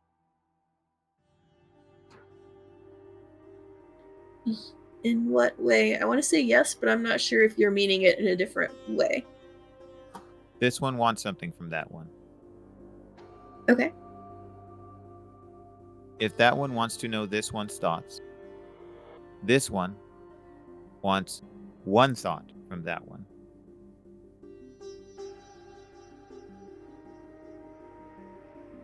And the robin... Did the robin hear you talking about the fruits? Probably. We were Probably, right yeah. here, yeah. I think I just wanted to make sure that I didn't unfairly assume that when Reuben explained that the purple fruit was in there, that, you know, the robin had heard Yeah, it. if the bird was here, he would have heard all that. Okay. Cool. The robin says, this one wants to know what the pendulous geodes taste like. She could help you. Maybe? This one will exchange thoughts for that thought. Okay. I can have telepathy. I don't see why I couldn't send across the thought of the Purple. taste of purple. Yeah. Yeah, you could do that. Yes, if you allow me to connect, I can give you the thought of what the geode tastes like. This one will permit that. Okay. I'm going to make a telepathic link with this clockwork bird. Yeah, you don't have to roll. I think it costs 2. So could you build something like this thing? I'm I need a plan for disagree. Just looking at you with press X to doubt, but I'm not going to say that out loud, just like side eye.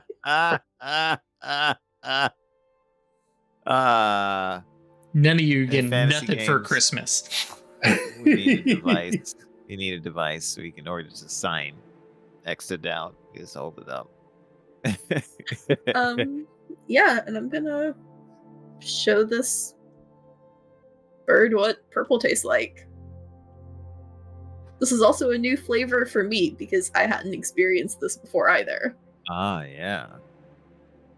So the bird has its legs out and its wings are on the ground. And you see it slowly lower itself on its back. And its head is up in the sky. Or pointing towards the sky, what I mean, up in the sky. And the wings are splayed. And it starts moving its little feet up and down like a kid does.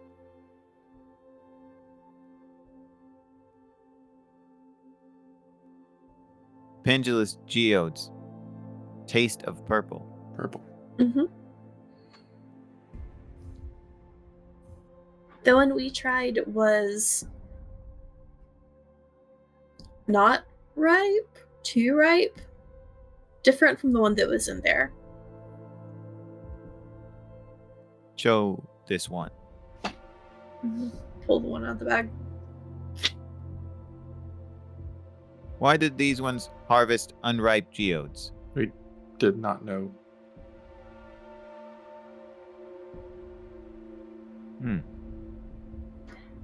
We were hungry, The masters. Sorry, go ahead. Makes sense. and we didn't know they weren't ripe. They are hard and dense when unripe. We discovered that. But still partially edible at the center. The centers are tasty. Purple. How did these ones open? The geodes. Carefully.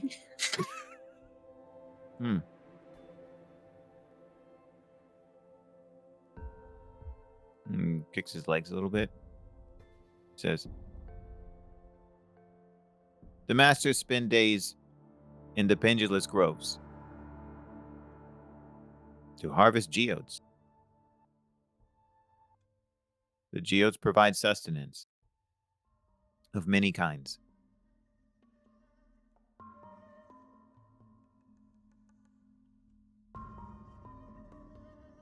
When ripe, the geodes are purple.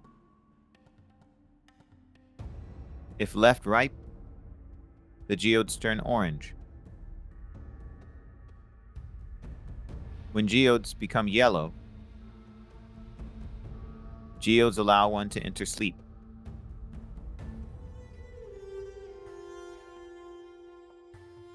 What? Geodes allow one to enter sleep. Do you not normally? Do the masters not normally sleep? Is this an There's a special assistant? sleep. Right. Is this an assistance to sleep? Or is this the only way they sleep? That's right. Like Or Faye is is this a like sleep? boom. Or is this a sleep that they never wake up from? Ooh. Robin's looking at all of you because there are a lot of questions for it, but it's paying attention to them, right? Mhm. And it's just thinking of how to answer them. And then it pops up, sits up again, right? Because it was laying down when it said these things. Pops up again. The legs are in the same position. The wings are in the same position. And the Robin says, the masters wake from the sleep after 2 weeks. The masters have not slept for centuries, except with aid of yellow geodes.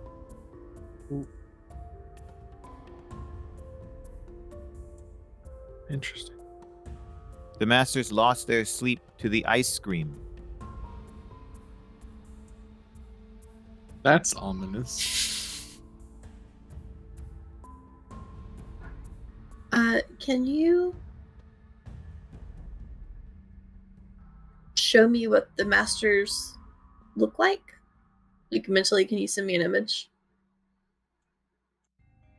Are they like us, or are they a different people?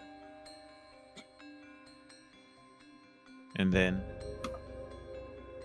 the bird thinks about it, because having a telepathic connection is entirely novel for it. And then it thinks about the masters. And if we were taking a break, this is when I take a break. But we're not doing that. And I'm not going to leave you on a cliffhanger like that. If you were cruel, this would have been an ad break, but it's not. That's right. But it's not. I ain't worried about that. I'm just teasing you. So you see an image of them. And they look like people, but a few things stand out to you. The first is that they have skin the color of alabaster. It looks like it's made of milk. As if they were carved from ivory. And their eyes are entirely robin's egg blue. No sclera. No iris, no sclera, no pupil. Otherwise, they look exactly like people. But I mean, the skin tone, the weird eyes, they don't look like people. But I mean, they have eyebrows, and they have hair, and they wear clothes that has like a different cultural affectation than you're used to, but it's cut and made from alternatingly organic and technological materials. and they wear shoes and they move around. And you see this flood of images of the masters engaging the robin, talking to the robin, holding up the robin, educating the robin. Giving all worldly It's like a possessions flash. to the Exactly. Do they have is their hair also stark white? No, Or is it- it's just okay. their skin. The skin is alabaster and their eyes are robin's egg blue. But otherwise, they seem like regular people. But again, that'd be misleading for me to say. They seem like regular people Right. when their skin Except looks for- like Yeah. it's either, it's made of stone. Something is certainly up with them, but they seem human? Question mark. Yeah, exactly. Yep. Do they have like physiological differences or anything besides that? Like, or like subtle differences between them? Or are they like more like they all kind of look the same? Oh, gotcha. No. They're not all homunculi of each other or Right. simulacra of each other. Right, Right. right, Yeah. They have varying physical differences, Right. phenotypic differences. Right. They seem like they exhibit a similar level of phenotypic difference as a small community would Sure. in some isolated. Okay. Cool. I'm just gonna thank the little bird. That's very helpful. I'm very interested to meet the masters. The masters return at nightfall. After the grove harvesting is done.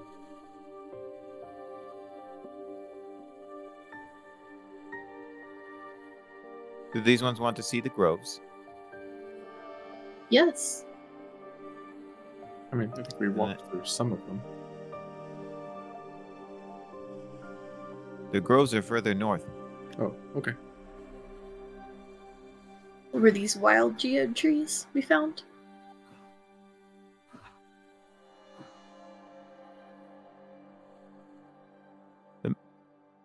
And the robin starts to speak and then stops. And then the robin says, "This one does not know."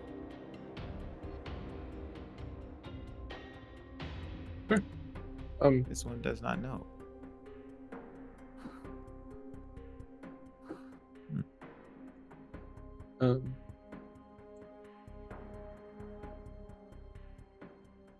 The groves are.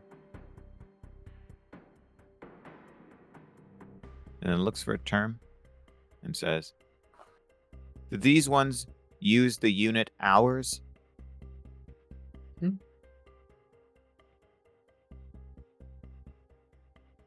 How many hours are in a day? 28 hours in a day. Then yes, we use the same term.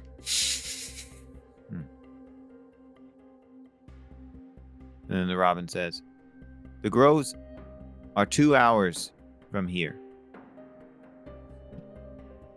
I feel rested. I'm up for a little more of a hike. As long as we would not be intruding on anything masters would consider private or sacred. This one can take you to the apophysis, which views the groves.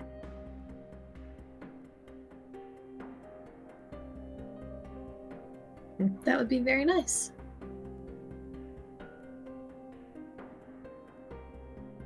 And then the robin turns to Reuven and asks, "Will that one hover?"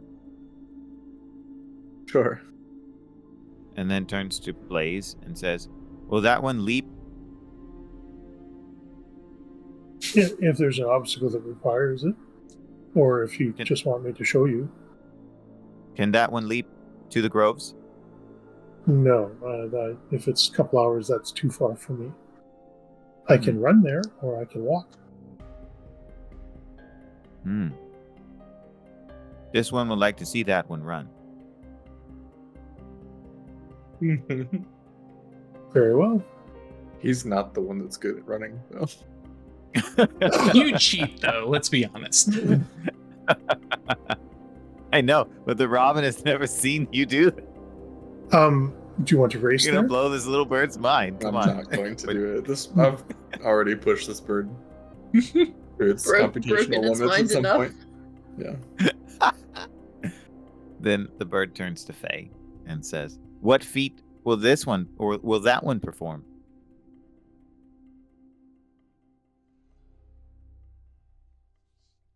On this journey, nothing. But after I talk to your masters, would you like a friend?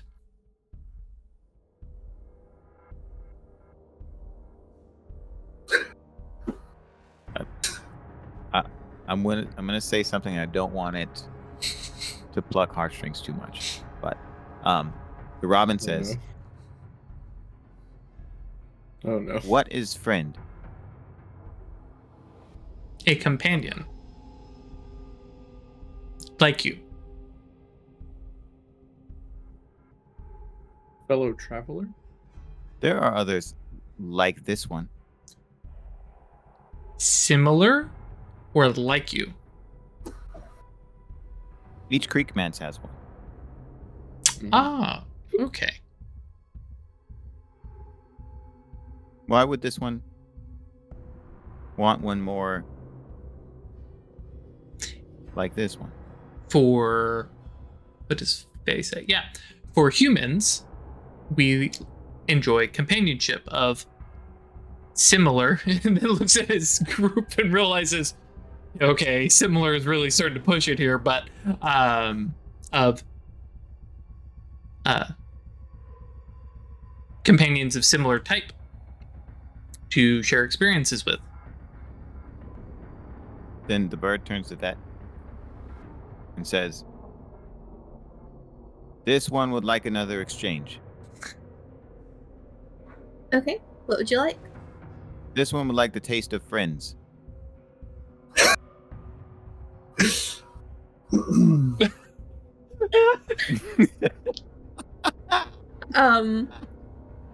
Is that what friends taste like? I can give you the idea of friends, what a friendship feels like.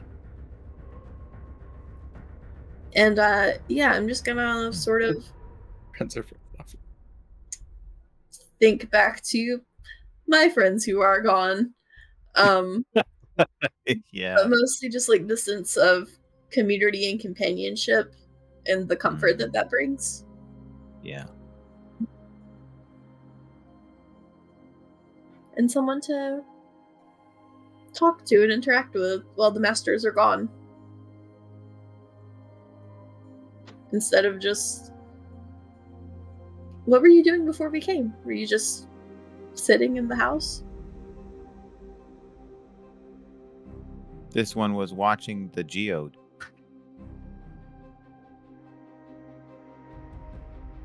For So purpose?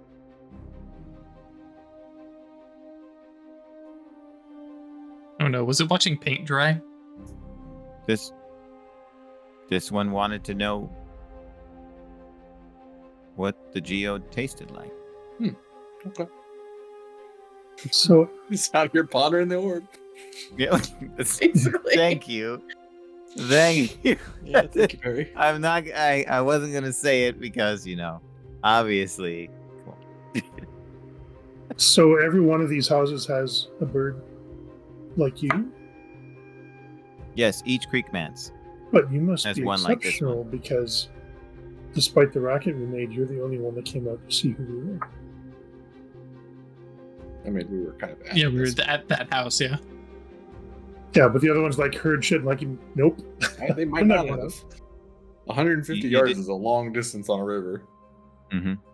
But water Uh, like sound carries over the river, so I would I expect mean, them to hear. But yeah, I will say this: there's a possibility that there are others that heard, but didn't engage you because of where you were. Mhm. And Blaze is trying to use that to sort of prop up our little Robin friend. Sure. Of course, it's great. Mhm. And so the Robin is going to respond to that, and say, "This one was curious." That's a trait that you share with all of my companions. I think Very much so. Yes. they are very curious about me. Unlike some people.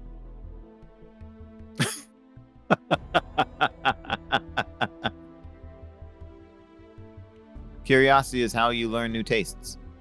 Correct. Like the taste of purple or the taste Or of friendship. friends. It's very important to find out what your friends taste like. It's that kind of party. Are there other things you would like to know? Not for now. That is a fair exchange.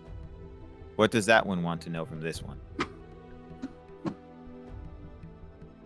It was a gift.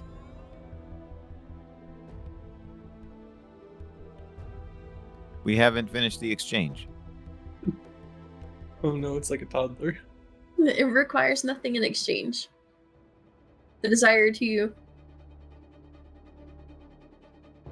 The chance to share what friendship means with you was rewarding for me.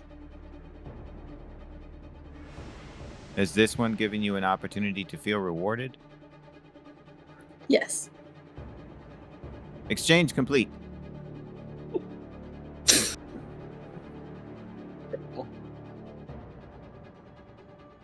I don't know if this was just a throwaway character or anything, but I fucking love this bird.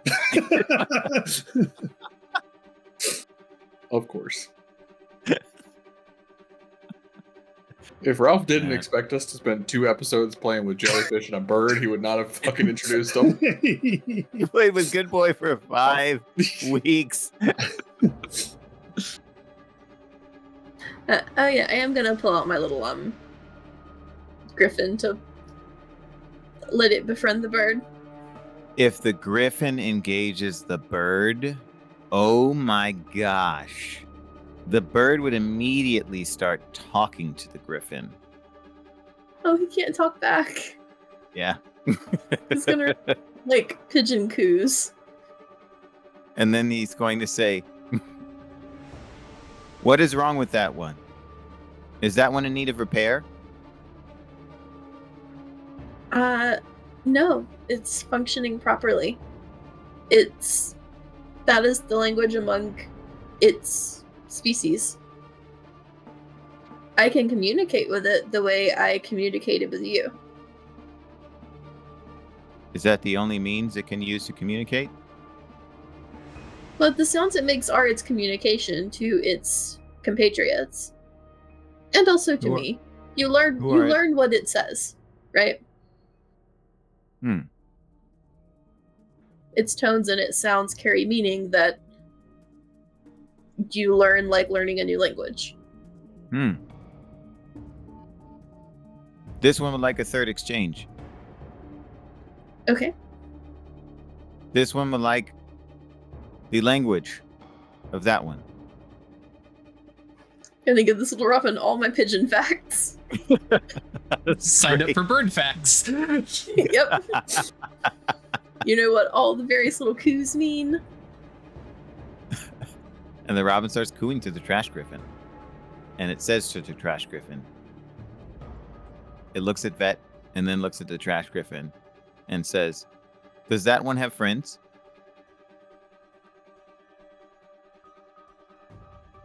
Oh, no, it would say, does that one know the taste of friends? Yes.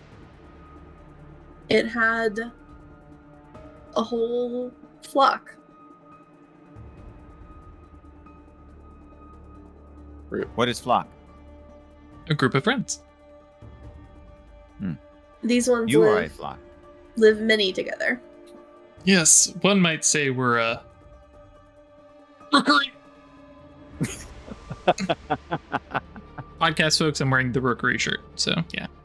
But yes, in a way, I guess we are a flock.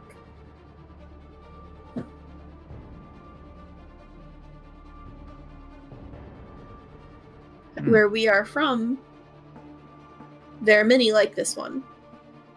Mm.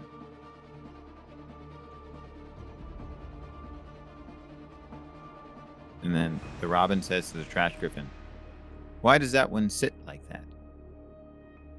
And then the robin sits again, in its weird human way and says, this is the better way to sit.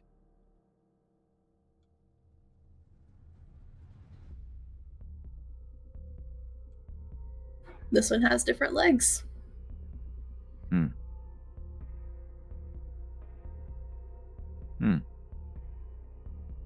And the bird says,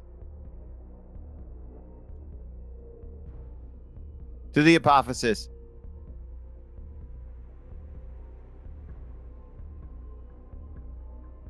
And do we have to cross the river? No. Okay. No, it's not on the other Difficulty? side of the river. What do you say? Difficulty on my speed task for running. For running, for how fast are you going to run? What are you going to do? I'm going all out. Oh, really? Okay, cool. And impress this bird. Yeah, I think if we remember correctly, running a long distance is a difficulty 2 task. If you want to go out, you know what? We'll do this way. However well you improve will impress the bird. Or however you perform will impress the bird, not improve. So, If running is a speed task, I get 2 free levels of effort effectively because of my edge. So, totally, Yeah. yeah. It is indeed a speed test. trained and running, Speed task, I mean. speed task. Should be that.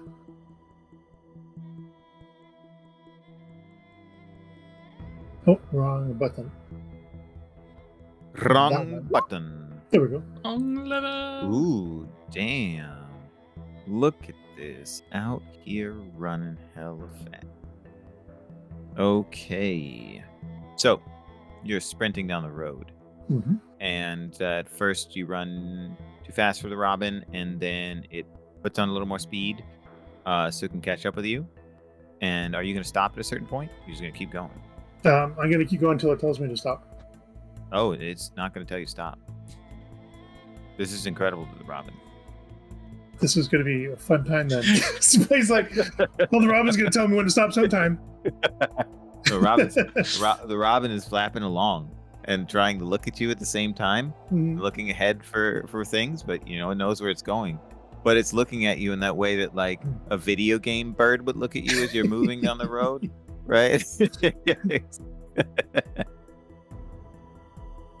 Yeah, Blaze doesn't think too deeply about stuff like that, so Yeah. he's just assuming that the bird will tell him when to stop.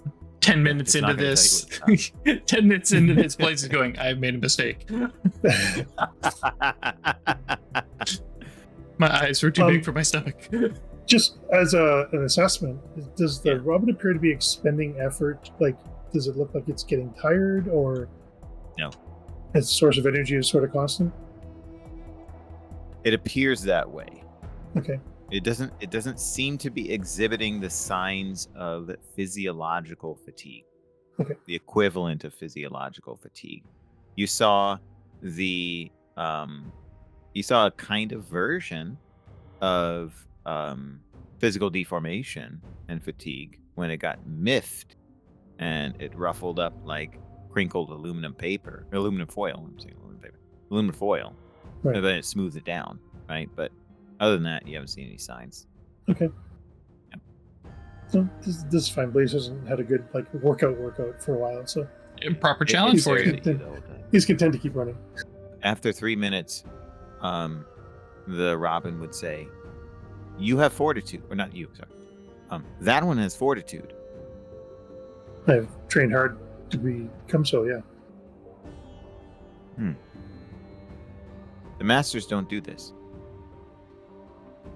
It's funny. This is happening while they're like dodging trees and moving. You have to. How do the masters move around?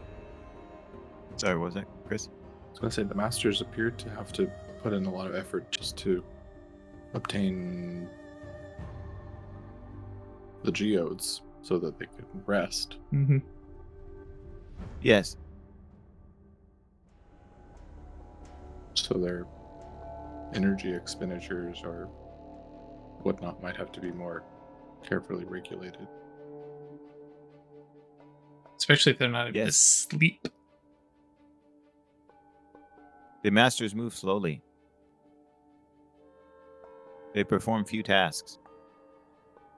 But the harvesting of the geodes and are different upon sleep.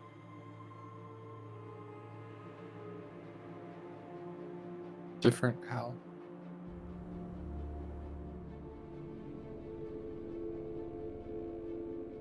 more vigorous. After sleep, more vigorous. After sleep, more vigorous. Makes sense. This one has not seen the Masters run in centuries. How long does a master live? Centuries. This one has not seen a Master die. Has this one seen a master be born? This one has not seen a Master be born. Interesting. Well, we've got a standard elf situation here, y'all. Yes. I see. I Fucking see. hilarious. You've got your classic magical sort of sustenance. Classic. They're slow going. They're living off in the woods by themselves. Classic elves. Classic elves. Classic elves. Milky white skin. Oh yeah. Weird glowing eyes. We got us an elf situation. We got us an elf situation, everyone.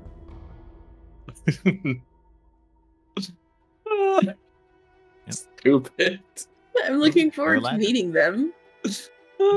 Again, not surprising. Are you- Ash. You gonna be Galadriel to meet them?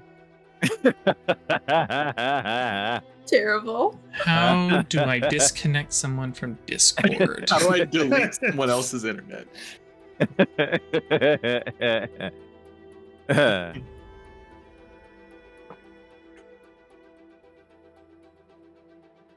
So, yes, I'm looking at the time, but I'm happy to continue.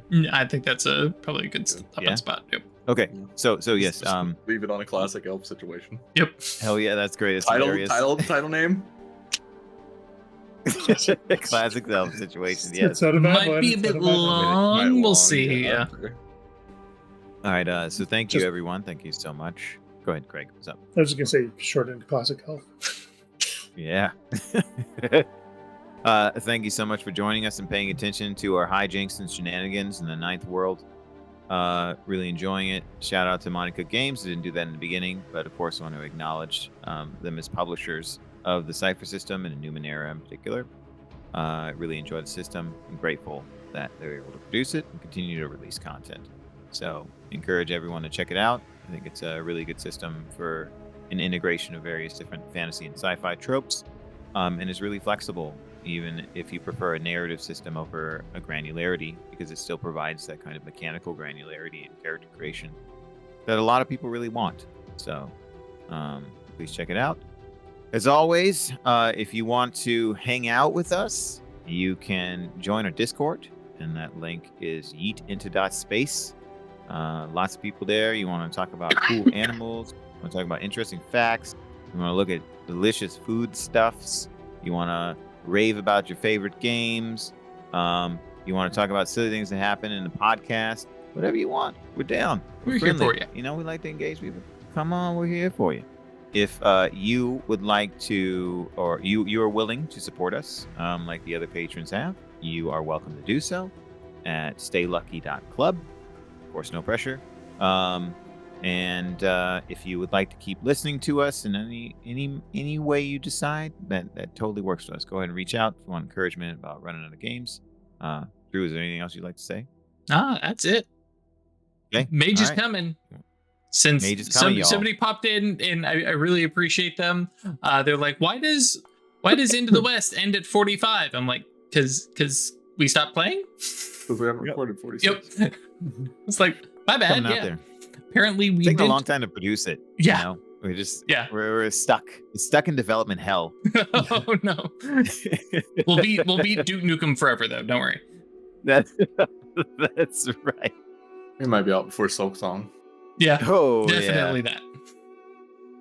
All right, everybody. Stay curious. Thanks again. Everyone.